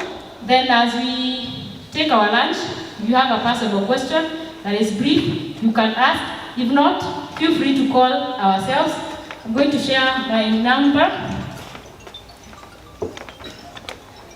0763 270 364. In case you need insurance, we can also discuss so that I connect you with the insurance person so that you're able to have a discussion, because insurance is specific to specific farmers. Thank you. Let's give her the info. Now we are going to take our lunch. Then I'll invite the CEO, Mr. Stanley, to give us closing remarks. So what you're going to do is that we're going to walk. We'll just exit, just take the staircase. We'll go to first floor. It's just the next floor after this. And on your right, there will be Kevin. Kevin probably can wait from there. So Kevin will be holding food cards. We'll be holding food cards. That is your access to the restaurant that has got a buffet prepared for us. So once you get to, actually we'll be standing at the door, but we'll probably request, we are at the door, and there'll be somebody to direct you at just to the entrance of the restaurant. You go to the buffet section with that food card. That gives you license to eat any dish that you may prefer. And I think with that, I'll invite Mr. Stanley to close for us. Stanley. And because we are all business people, and our needs are different, I want to actually officially invite you to our new offices. Come, let's sit down. But even as you're coming, I'll have sat down with Equity Bank. We will have a product ready for you. I'll have sat down with Backbone, with Muchiri, and so many other partners to address some of the challenges. And so for me, my presentation is pretty much our new process flow. We are no longer receiving chicken slaughtered from the backyard. We know for a fact that that is a deteriorating process, and even by the law. I think by last year, November, the law was passed disallowing farmers from slaughtering in the backyards and transporting this chicken. So it's just a matter of time that this matter becomes permanent. So what I just want to introduce is just a video of how our new process flow looks like. And then to maybe just highlight, chicken goes well with potatoes.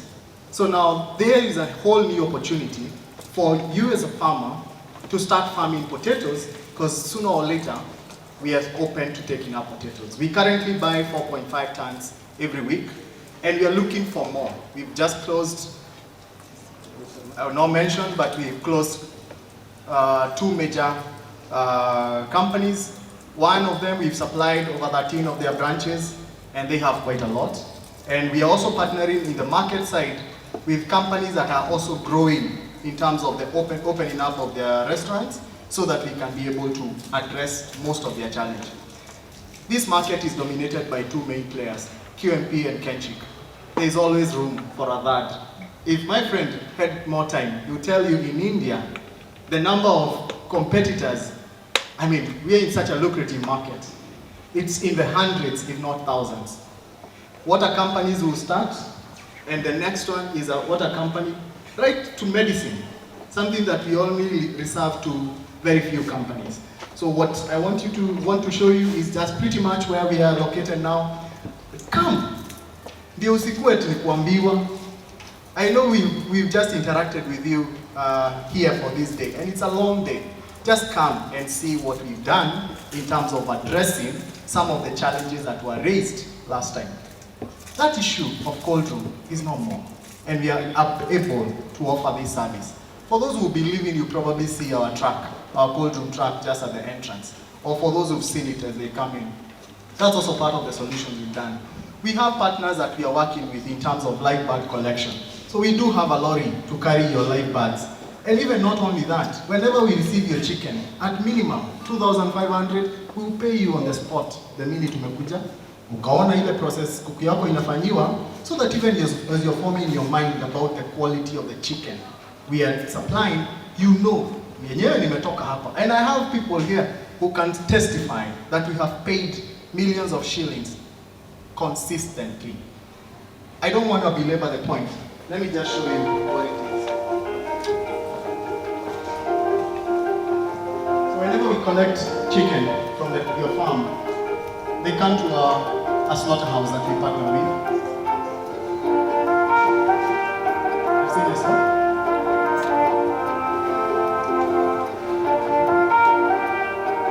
So we strive to only have 13 birds in every crate to avoid congestion.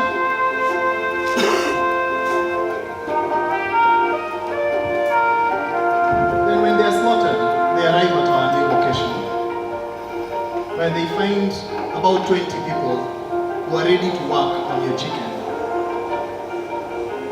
So we employ on the deboning section about 10 women and about 5 gentlemen. On the potato side, we have 10 that arrive there on a daily basis.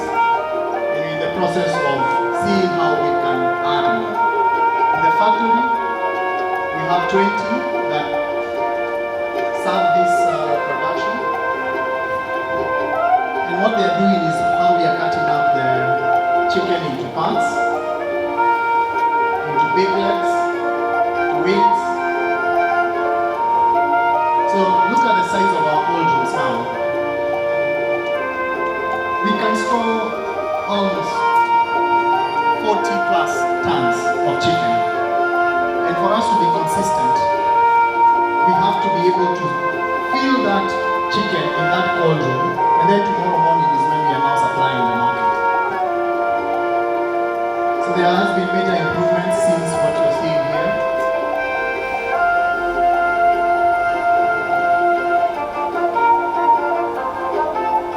So for those of you who are looking for cold storage services, we do have them for, we offer cold storage as a service, but only for chicken we've slaughtered. Chicken that we can verify where it came from, how it was slaughtered. And at the end of the day, should you also want to sell this chicken as yourself because you have a relationship with a customer, you're welcome to work with us.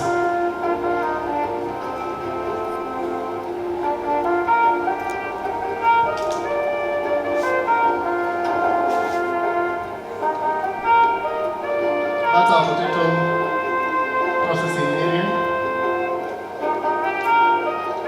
And so just like we have Big Kuku, we have a new brand we are calling Adash potatoes.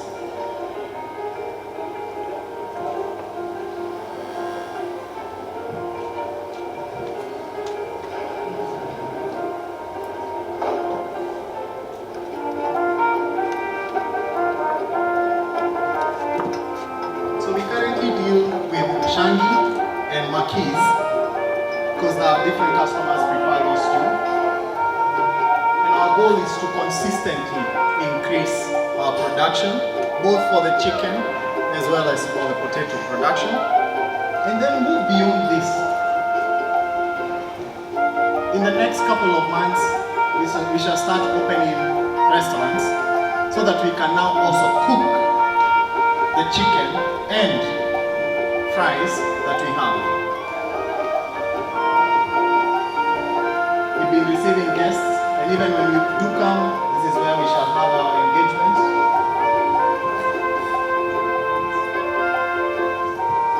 And so just like we introduced a standard at the Big Kuku depot, we are welcoming you to come and see yet another standard in terms of processing.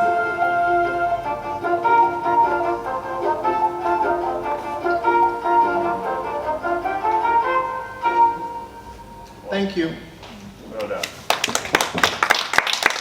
Thank you so much for gracing our occasion. Without further ado, I would like to invite my chairman to close this meeting. And then from here on, we'll just enjoy a good meal served by a good host, Rainbow Resort. And I'm not sure whether Tabitha is around, but yeah, thank you so much.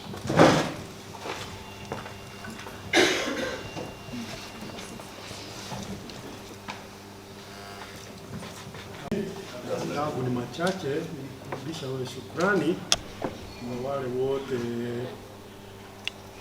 all those who took their time to come and be with us today, and those who have appreciated the gesture.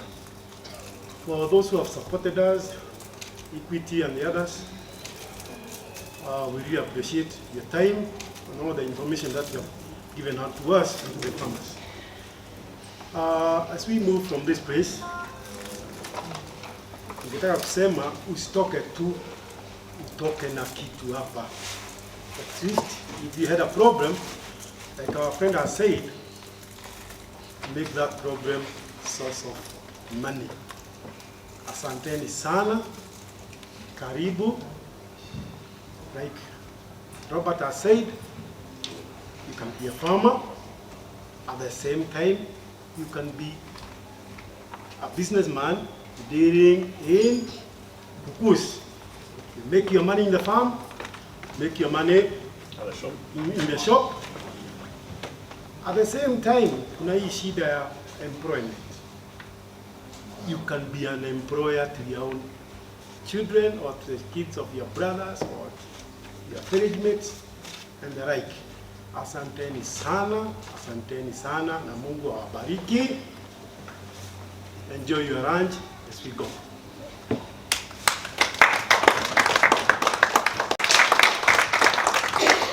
So the conversation, this is just a start. And we've seen the pain points, this is just the start of bigger things. And my hope is that since you've committed to be here every step of the way, we are going to work together. Make a point as our CEO has made a clarion call. Make a point of coming to the office. Let's have a conversation.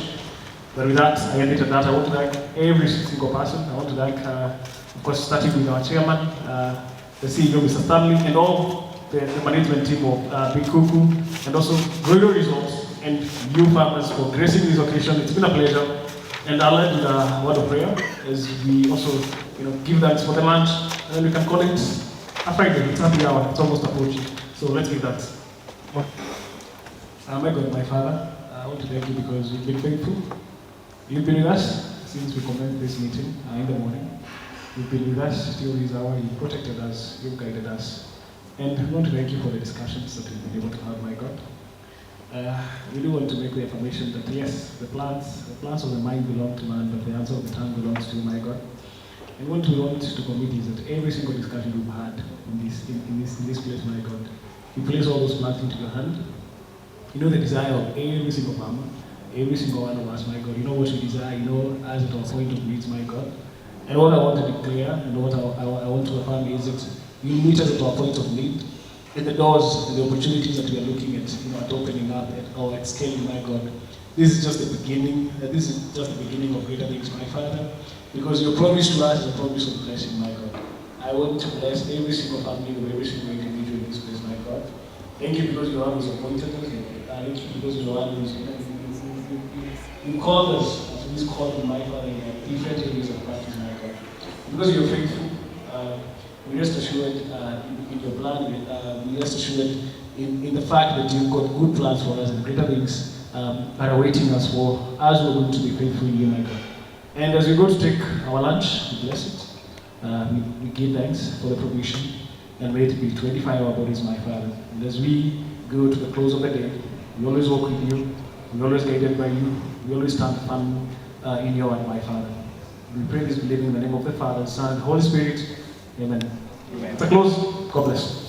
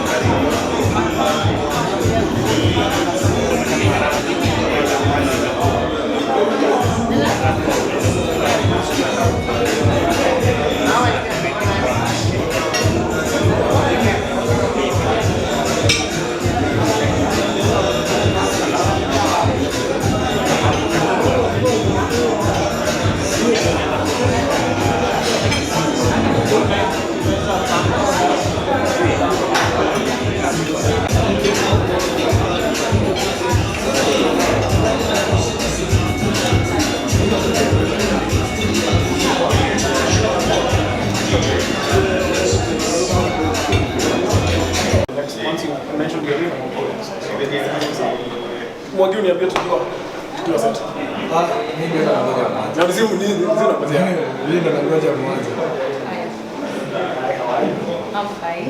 I want an audience to know your name and probably what you do. My name is Masi Omboi. I am a proud poultry farmer. I farm in a place called Maragua, that is Murang'a County. Yeah, that is what I do. That's what we're talking about. Yeah. And Vanya take two. Action. Hi, how are you? I'm fine, thank you. Yeah, so please, you can start by telling us who you are and what you do. My name is Masi Omboi, and I am a proud poultry farmer. My farm is based in Maragua, in Murang'a County. How long have you been a poultry farmer? I've been in broiler farming for the last 6 years or so, because I ventured into it in 2016. And then I think from our little conversation off the mic, you told me that this is the second time you've come to the Big Kuku conference. Yes. And probably you can give us why do you attend, and for this conference in 2020, what were your expectations and have they been met? And what areas of improvement do you feel probably for them, as you leverage on your expectations, do you feel the one is around? Okay, the last time I attended the conference, I was just eager to know what new was coming to the market, and knowing the director of the company, Mr. Stanley Gitau, I find him very visionary, and I just like his ideas, which I think are very unique, and it's like he's introducing something different to the market. So the why I'm here today, one is because I joined this Big Kuku community, which I also found new things I didn't know about the community on the top, and I think I just want to. I think it's an eagle, and I want to fly with the eagles because I know there's so much opportunity in this business. Only that somebody has not risked to think outside the box. So I just want to partner or rather join. Has it met today's conference? Has it met expectations, and if not, what are areas of improvement? Or even if it's met, what do you feel we need to scale up in terms of improvement? One, from the information that I got from WhatsApp, I saw it's like there's so many other services besides selling chicken that you're offering. Okay. One, I think because you mentioned about our challenges as farmers, and the market being the main one. So when I was coming, I wanted to know how is this new way that we can market our chicken, what opportunities are there for farmers, and so that was my main expectation when I was coming. What I can say, I've gone home with that is, another player joining the market. Wow. The way we have a Kenji, I guess this is another player that's growing coming up. Only that now there's so much information that wasn't shared, which I guess he opened the door and said we are welcome as farmers for the one-on-one discussion. So I think I can continue the conversation. Okay, thank you. Last but not least, there's a farmer who might be on the other side of the camera and he might be listening to you and probably take a word to the farmer. And of course we have partners. The partners are the ones who are collaborating in this journey. So the camera. And and I want to that particular farmer might be listening to you, being that you've had the experience, and the partners who will collaborate in this. I want to the farmer, I want to the partners. What would you tell them? For farmers, what I want to tell you is the broiler industry is changing. I think there's going to be a revolution. Things will not be the same again. There's so much hope, by the way. And I think the good thing is we can afford to risk again. And every day, let me start. I'd want to encourage the farmer who would want to join into this business and advise them that there's a lot of potential. With what the Big Kuku have brought to us farmers, I think they're willing to do things differently. And for us farmers, what we need to do is just to join in with the hope that things will not be the same again, the way we've been used to. I think it's not going to be the traditional way, the way we've been used to, selling our chicken in the open market, where we risk it. At times we are not sure whether the prices are going to fluctuate. There's a lot of hope, especially for even the young, small farmers who are growing, where they are not accommodated by the big players. There's a lot of hope. Come in and give it your all. You will not be disappointed.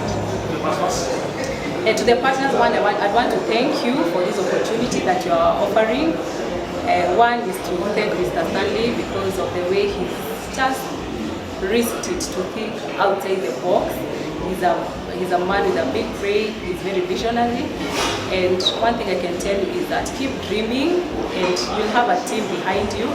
Even when it doesn't make sense, you continue doing it. And one day it will definitely pay off. And thank you again for the platform that you are laying for farmers. I think this is one of a kind, and I know it will go far. I don't know. Thank you. Yeah, so I think we can start from you telling us who you are and what you do. Good. My name is Eugene Masende. I am a partner with Big Kuku. We basically are developing an AI solution for general purpose, but also focus on poultry farming called Mtaani. And it's a partnership which was born out of necessity. I think it's about time that we revolutionized the poultry space, the agricultural space, using emerging technologies. I've heard you talk about technology, and if we look at the landscape of poultry farmers in this country, most of them are not like the youngsters who would say have embraced technology. To a bigger scale, most of them are our parents, particularly. And the whole question that I would still want to pose is, what is the gap? When you talk about farming and technology, where do they meet? It is that nexus. Number two, what are the gaps that you've identified, and what are the solutions you're bringing to the table? Okay. And give us a glimpse of the future. What are we looking at coming to the future? 10 years into starting this Mtaani, what are we looking at? Okay, that's an excellent question. So I think half of the conversation is basically around why agriculture, as it sits now in the Republic of Kenya, is moving slowly. And I think some of it it's been overlapped, so it's been bypassed by technologies. People don't see where it meets. And I think one of the things that Mtaani is trying to do is there's an information gap between the people up here with the laptops and the people down here with the kabangas. Okay. And we sit in that space where we want to allow people, the common mwananchi, with access to a feature phone. As long as you can send an SMS, you have a little bit of airtime, a shilling or two, then we can allow you to be able to access the power of artificial intelligence, and more specifically using LLMs. Those are large language models, artificial intelligence. The future of AI is massive. I think it goes without saying. Whether you integrate AI in the food industry, whether you integrate it in the automotive industry, I think we've seen the difference that it makes. And AI will come to change the way that we perceive, the way that we receive our data, the way that we process our data, the way that we process our food, the small parameters that make a large difference in agricultural processes. That's the space that we will be entering. And yeah, I mean, AI is the future. Might as well embrace it. I think the beauty of it is that, you see, much of this technology has been to the disposal of course, the guys who are here, the laptops, the guys who got internet and Wi-Fi. Yeah. The fact that now you are coming to bridge that gap of information literacy to the guys, we look at it from an African, context whereby technology might not be, in terms of accessibility to technology, might not be up there, and bridging that gap, I think that's what makes the difference. And when we talk about technology, I think we can never exhaust this conversation. Yeah, very true. But I think you really hit the right spot in terms of somebody understanding where you're coming from. And for me, I think it's to appreciate you so much for what you guys are doing. At least you have the mirroring of the farmer. When you're popale chini, you've had a dissection of understanding who they are. And all the best as you grace this up. Thank you very much. I think maybe just a final word. If you're interested in the solution, it's a very interesting thing. It's a curious thing. If you're interested in how AI works integrated with SMS, you can visit our website. That's www.chatmtaani.com. You'll get some information there, or you can just go directly on your smartphone or your feature phone. You can send a message using the shortcode 23348. Just start with a hi, and the rest of it will follow. Amazing. Thank you so much, Mr. Masinda. Check it. Cheers. Okay. Good convo.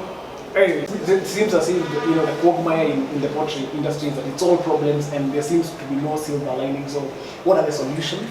And how can someone be part of that solution? And that's where you come in the front. Now I'll give you an opportunity now to escape on the solutions a bit of for farmers, is it all grey or is there a silver lining to poultry farming? So, uniambia tukiwa ready. Nimechana nywele kweli. Wanakutengeneza. You make sure that you look this. What was you do? The shabam. So let's do it later.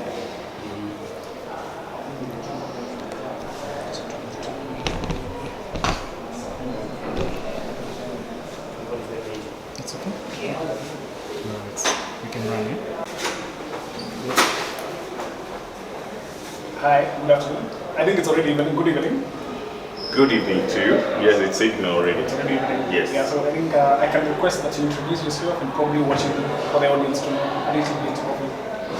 Thank you very much. My name is Robert Muchiri. I am a poultry enthusiast. I love chicken and everything to do with chicken.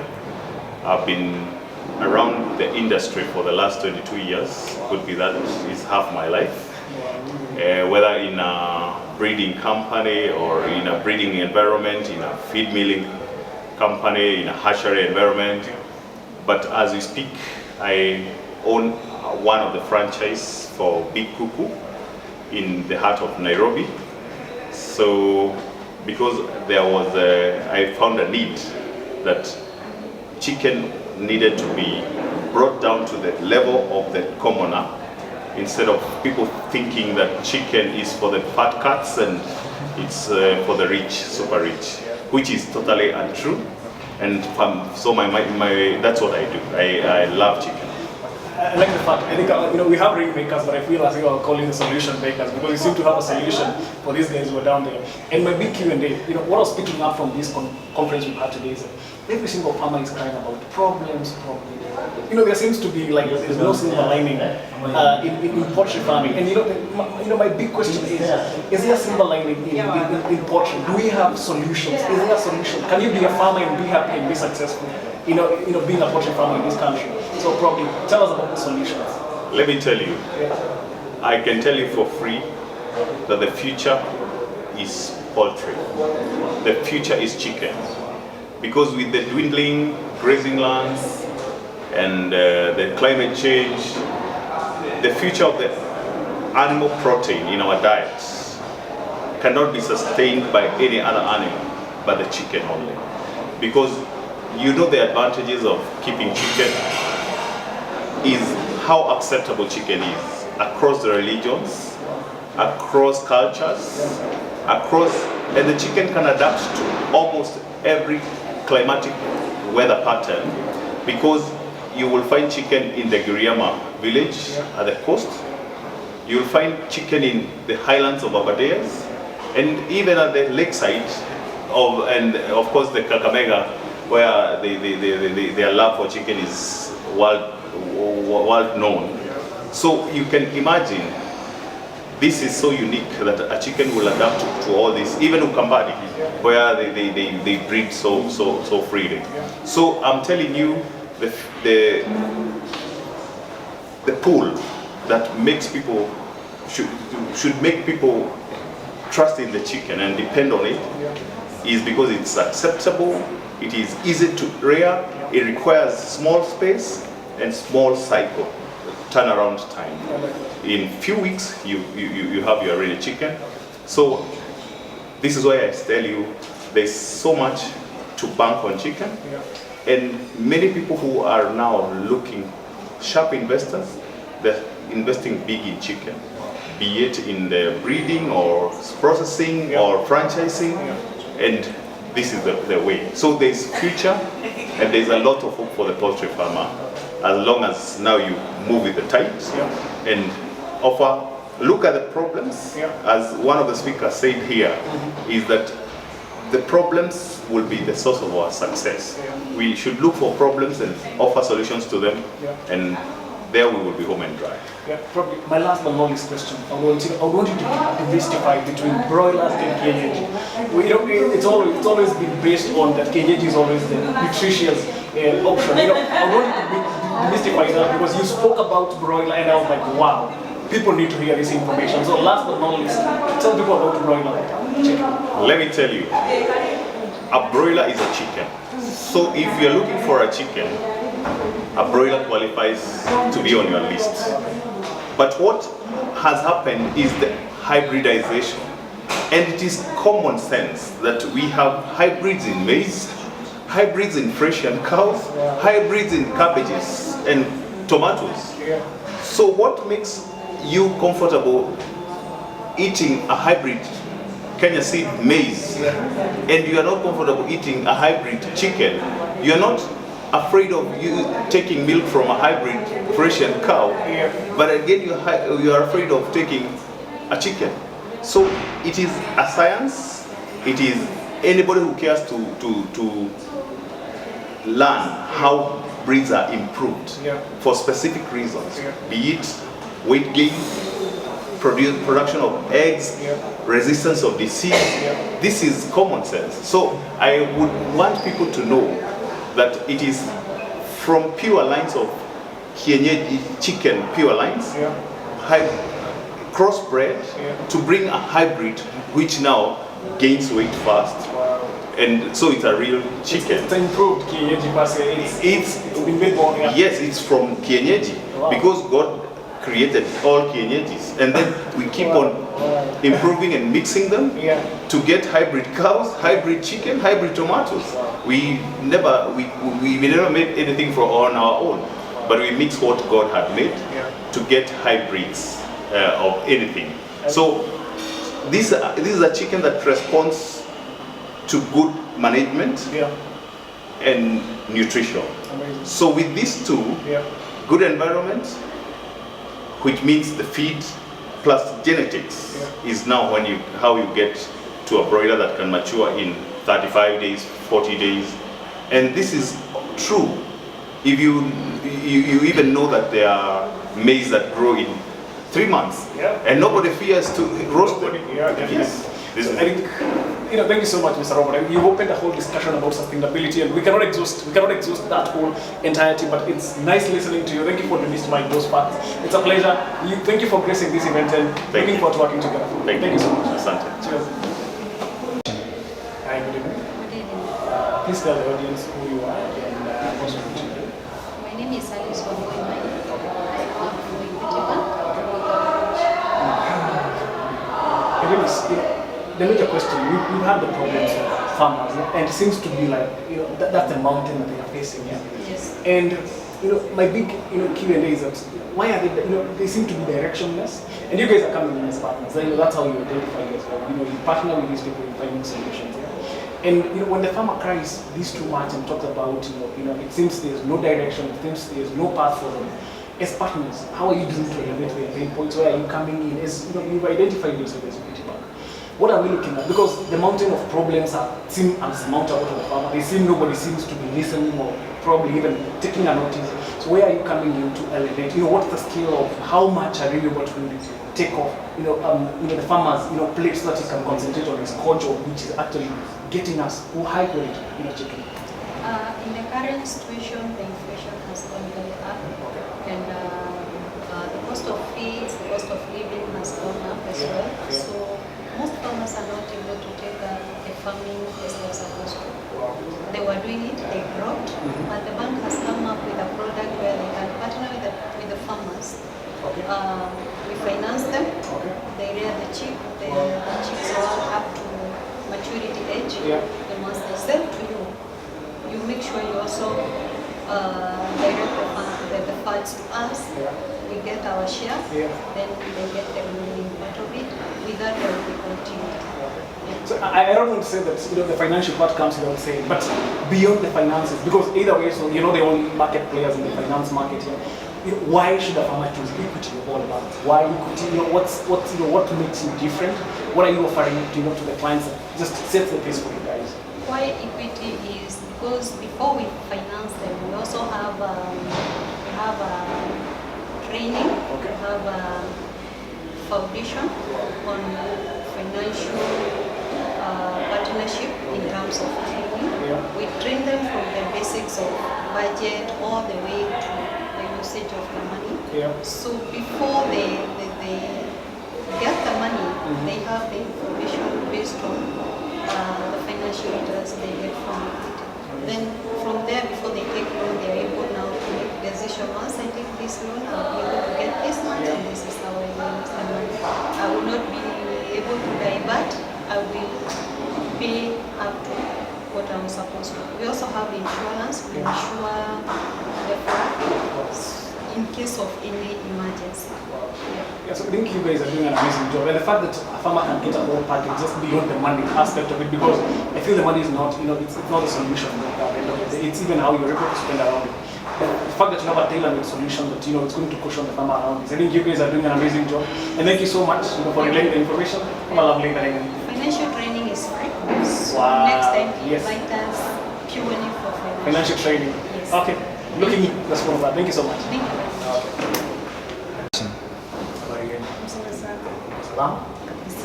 Sasa, I want to start from, I want everyone to introduce yourself and what you do. My name is Florence Wamboi, and I'm a chicken farmer. You've been farming chicken for how long? This is my second year. Okay, so you are new, a new entry. I'm a new entry. Okay, amazing. What about you? I'm Domoros. Okay. I'm a broiler farmer from Mtaani. Umelea kuku for how long? For about 2 years. 2 years now. Pia wewe ni entry to the market. And interesting enough, Wetege venye mimi naijua, it's an upcoming residential, place. It's more an urban more than it's more bush. But you'll advise me probably mnafanya kule mashinani. But when you talk about big farmers in take? Is it from an urban setting or is it from Ushago setting? And if it's from an urban setting, how has it been? I want you guys to tell us, how has it been being chicken farmer for the last 2 years? Can I start with you? Muchiri is like a Ushago, but it's upcoming. Yeah, okay. We don't really have so those big spaces because it's like we are chickens in a plot. So you don't have to have so big spaces. Okay. What it takes, you to have the ikiagaya kuku. Okay, okay. You don't the need chicken house. Okay. You don't need a big space. Okay. To start with. Yes. Okay. What about you? How has it been, farming, doing poultry farming in the time? Being that, as you say, there is no luxury of so much space. What does it take? What does it take to actually utalea kuku in an urban kind of a setting? Yeah. For me, the plot is small. So we don't have, it's not, we don't have a space. So, tunajenga magorofa. Oh, mnazikelea juu ya zingine. You go upwards. If you can't go vertically, unaenda juu. Yeah, okay. And safari goes. So, probably even out of curiosity, how many chicken are you having currently? Okay, I started with 100 chickens for broilers. Okay. And 101 for layers. Okay. And currently? Currently, I have like 600 broilers. Okay, what about, do you still keep layers? Yeah, I still keep layers. How many layers you have? 200. 200. Wow, so that's almost one triple, double. That's amazing. What about you? I started with 250, but currently I have 1,000. Wow. And what are the challenges? Because at the end of the day, there has to be challenges, especially being in an urban area. What are the biggest challenges? Maybe you can start from here. The challenges which are facing are one, financial. Secondary, feeds. Very expensive? Yeah, prices is very high. Okay. And thirdly, market. Finding the right market for your product. Yeah. Okay. You don't have a consistent market. A consistent market for your product. Okay, amazing. Yeah, what about you? So what are the biggest challenges that you face? Okay, the biggest challenge is we don't have that. We are not exposed to information. So we do it kienyeji way. Okay, I like that. In our own experience. In your own experience. And others people experience. Okay. So that's what we do. Okay. Then probably, hakuna mahali ya kukusanya. But pia hamwezi kuwa mnafanya hii biashara bure. Hamwezi kuwa mnafanya hii biashara kama ileti unga. So what are the wins? Probably you can talk about the chicken. Why did you choose of all the business ventures you have? Why choose chicken? What has it been able to do for you? And I want to encourage you. Do anybody want to start? For me, nilipenda kulea kuku juu. Si hakuna rent. Nalelea kwangu. Oh, kwako. Yeah. Okay. Secondary, stock home. Nalea kuku nikuwa kwangu. So I'm doing the other duties of being in a home. Yeah. Yeah. So it doesn't take your time away from you. So you have your time and you're still able to make money. Yeah, exactly. Wow, that's amazing. What about you? What has chicken farming done for you? Why did you choose it of all other business ventures? Okay, to start with, I had interest in chicken. Oh. And I started with a few kienyeji's, and people started saying, okay, you have that damu ya kuku. Hey, kuna damu ya kuku. Okay, unajua leo kuna damu ya kuku. Okay. So it started like that way. I could keep kienyeji's. I would to swim and could sell to people. So it started like that. So from there, I got the interest on layers. I started with the layers. And probably mwenye tu mkulima yeye anaweza kuwa anakusikiza. Difference ya broiler na layer ni gani? Kwa nini nimesikia umetumia hizo mbili. So what is the difference between a broiler and a layer? Broiler, you get quick money. Within 5 weeks you have your cash. But layers, it takes time to start to. Yeah, so you need to dig more in your pocket. Okay. Last but not least, a word of encouragement to mtu yote anafikiria tuyatumia kwa biashara ya kuku. What one of encouragement to him? For me, as of encourage, it's a good business, by the way. But if he or she has a passion, huwezi ingilia kulea kuku kama una passion. Lazima kuwe na hiyo passion. Hiyo inasukuma mtu. Hiyo inamsukuma. Okay. Hiyo ni passion. Juu mimi naona ni biashara mzuri sababu within a month you have something in your pocket. Guaranteed. Guaranteed. Yeah. Okay, amazing. Yeah. Thank you. What about you? What about Karen? Mtu wote anataka kufanya hii kazi ya kuku first akuwe na passion, because kitu ya kwanza kuku inataka time, inataka concentration. Kama mtoto yes, na lady na monitoring. Okay. So kama una passion huwezi make. Kitu ingine you should una expect unaweza enda loss na unaweza make money. So ni biashara tu kama ingine, usifikirie ni profits peke yake. Kuna loss part of it na lazima loss part of it na lazima accommodate. Tena si lazima you start with 1,000 chicken. I started with 100. Today you are at 600 and today I'm 800 in total. Yeah. Sasa kwa hivyo the small amount you have you can start. And at the end of the day you see the success. Tumeshukuru sana. Leo tumekula kuku kata si ya nyinyi. Ile kuku tumekula probably imetoka kwenu. Kwa hivyo tumeshukuru kwa muda wenu na mkuwe na wakati salama and continue thriving in your businesses. Hata sisi tumefurahia sana. Thank you so much. Okay, it's been asante. Good evening. I would like you first to introduce yourself and probably what you do. My name is Benhard Thakur. I am a sales development strategist. So I work with various companies. I help them develop strategies with respect to developing their businesses, go-to-market strategy, product development strategy, and counter the different challenges, economic challenges which comes through external in the market domain. So that is what is my expertise. The keyword I'm taking out of, you give a reply is on business. Business, that seems to be the acronym. And what I would want to mention is, in regards to farming, especially in Kenya, it's been treated more, a way of life. It's not really taken off as a business, initiative that somebody can take up. So, when we talk about farming and business, where do they intertwine? How do they come into where do they meet particularly?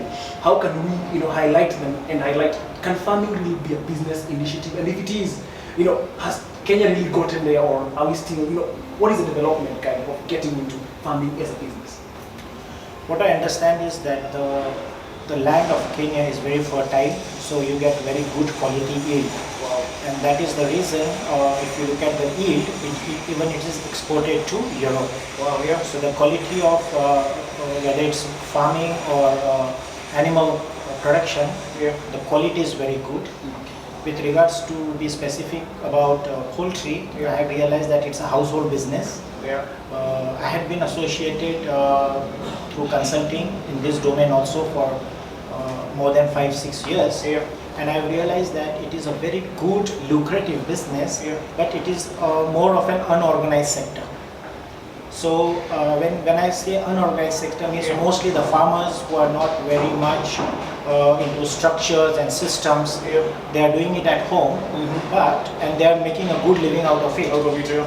Those farmers who have grown gradually and who have understood the potential are doing very well. So what I understand here is that if the farmers are educated well, the companies come in to bridge the gaps, like whatever challenges they face.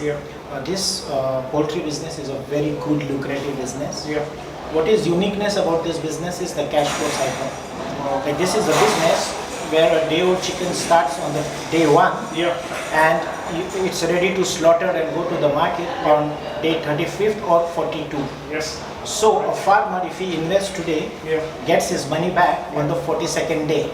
So his money can roll multiple times.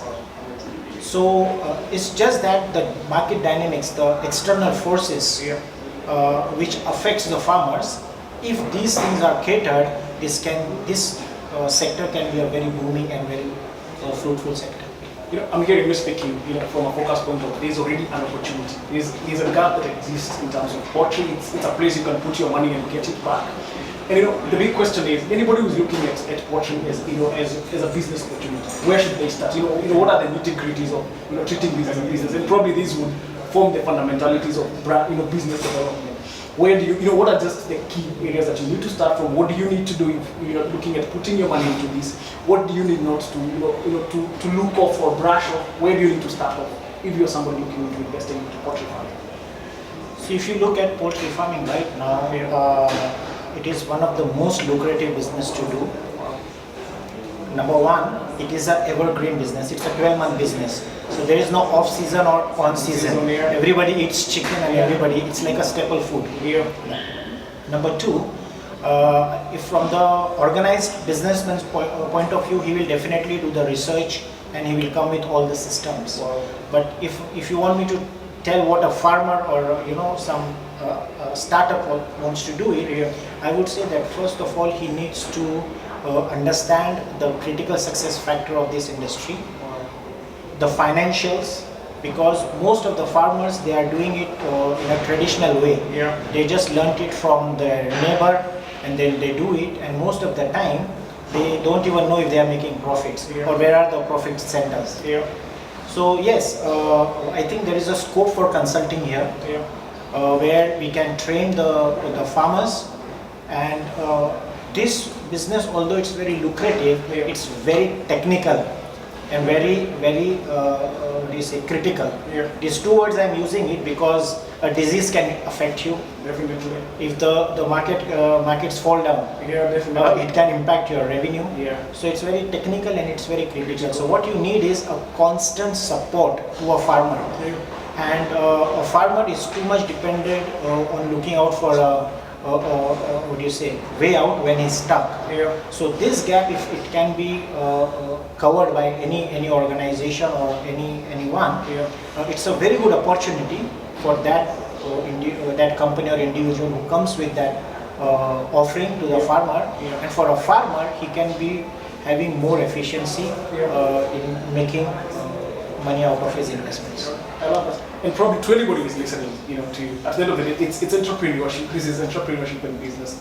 What would be your take five? What are the key information you would want them to pick up from this conversation that we are having? What from a point of strategy, being that I would feel that those are the nitty-gritties. That's the foundation of any business development. What would be your take five as we wrap up on this conversation? I would say number one, Kenya is a developing country. So it's a land of opportunities. If companies from outside are coming and doing business here, definitely the local person has an advantage. Definitely. Number two, as I said, poultry is an evergreen business. If anyone studies it well, it's a very high profitable industry, and you can rapidly grow into it. Thank you so much for your time. I think we can have in terms of brand development, I think that's just a crash master course that we've just received from you. Thank you so much for your time, and thank you for gracing this this conference today. Asante, thank you for having me. Karibu sana. I think ukiwa kijana tutaanzia tu na penye vijana tu wanakutia namba. So I think unaweza anzia tu na kuongea wewe ni nani, unatoka mtaa gani na bizi yako ni gani. So mimi naanzia hapo. Mimi naitwa Legal End Waroi. Specialized in IT from KU. So tukifanya vitu tutabia tu online, once in a while you get some cash. So I decided to diversify kidogo juu once in a while in the IT field. Kuna low seasons, high seasons, maybe create a website na haichangamki. So nikaamua ni diversify to initially nilianza na pombe. Leta pombe la kushika. Mimi naitwa Bottle Bank Liquors Limited. Oh, okay. Amazing. So kaanza tu clubs kidogo.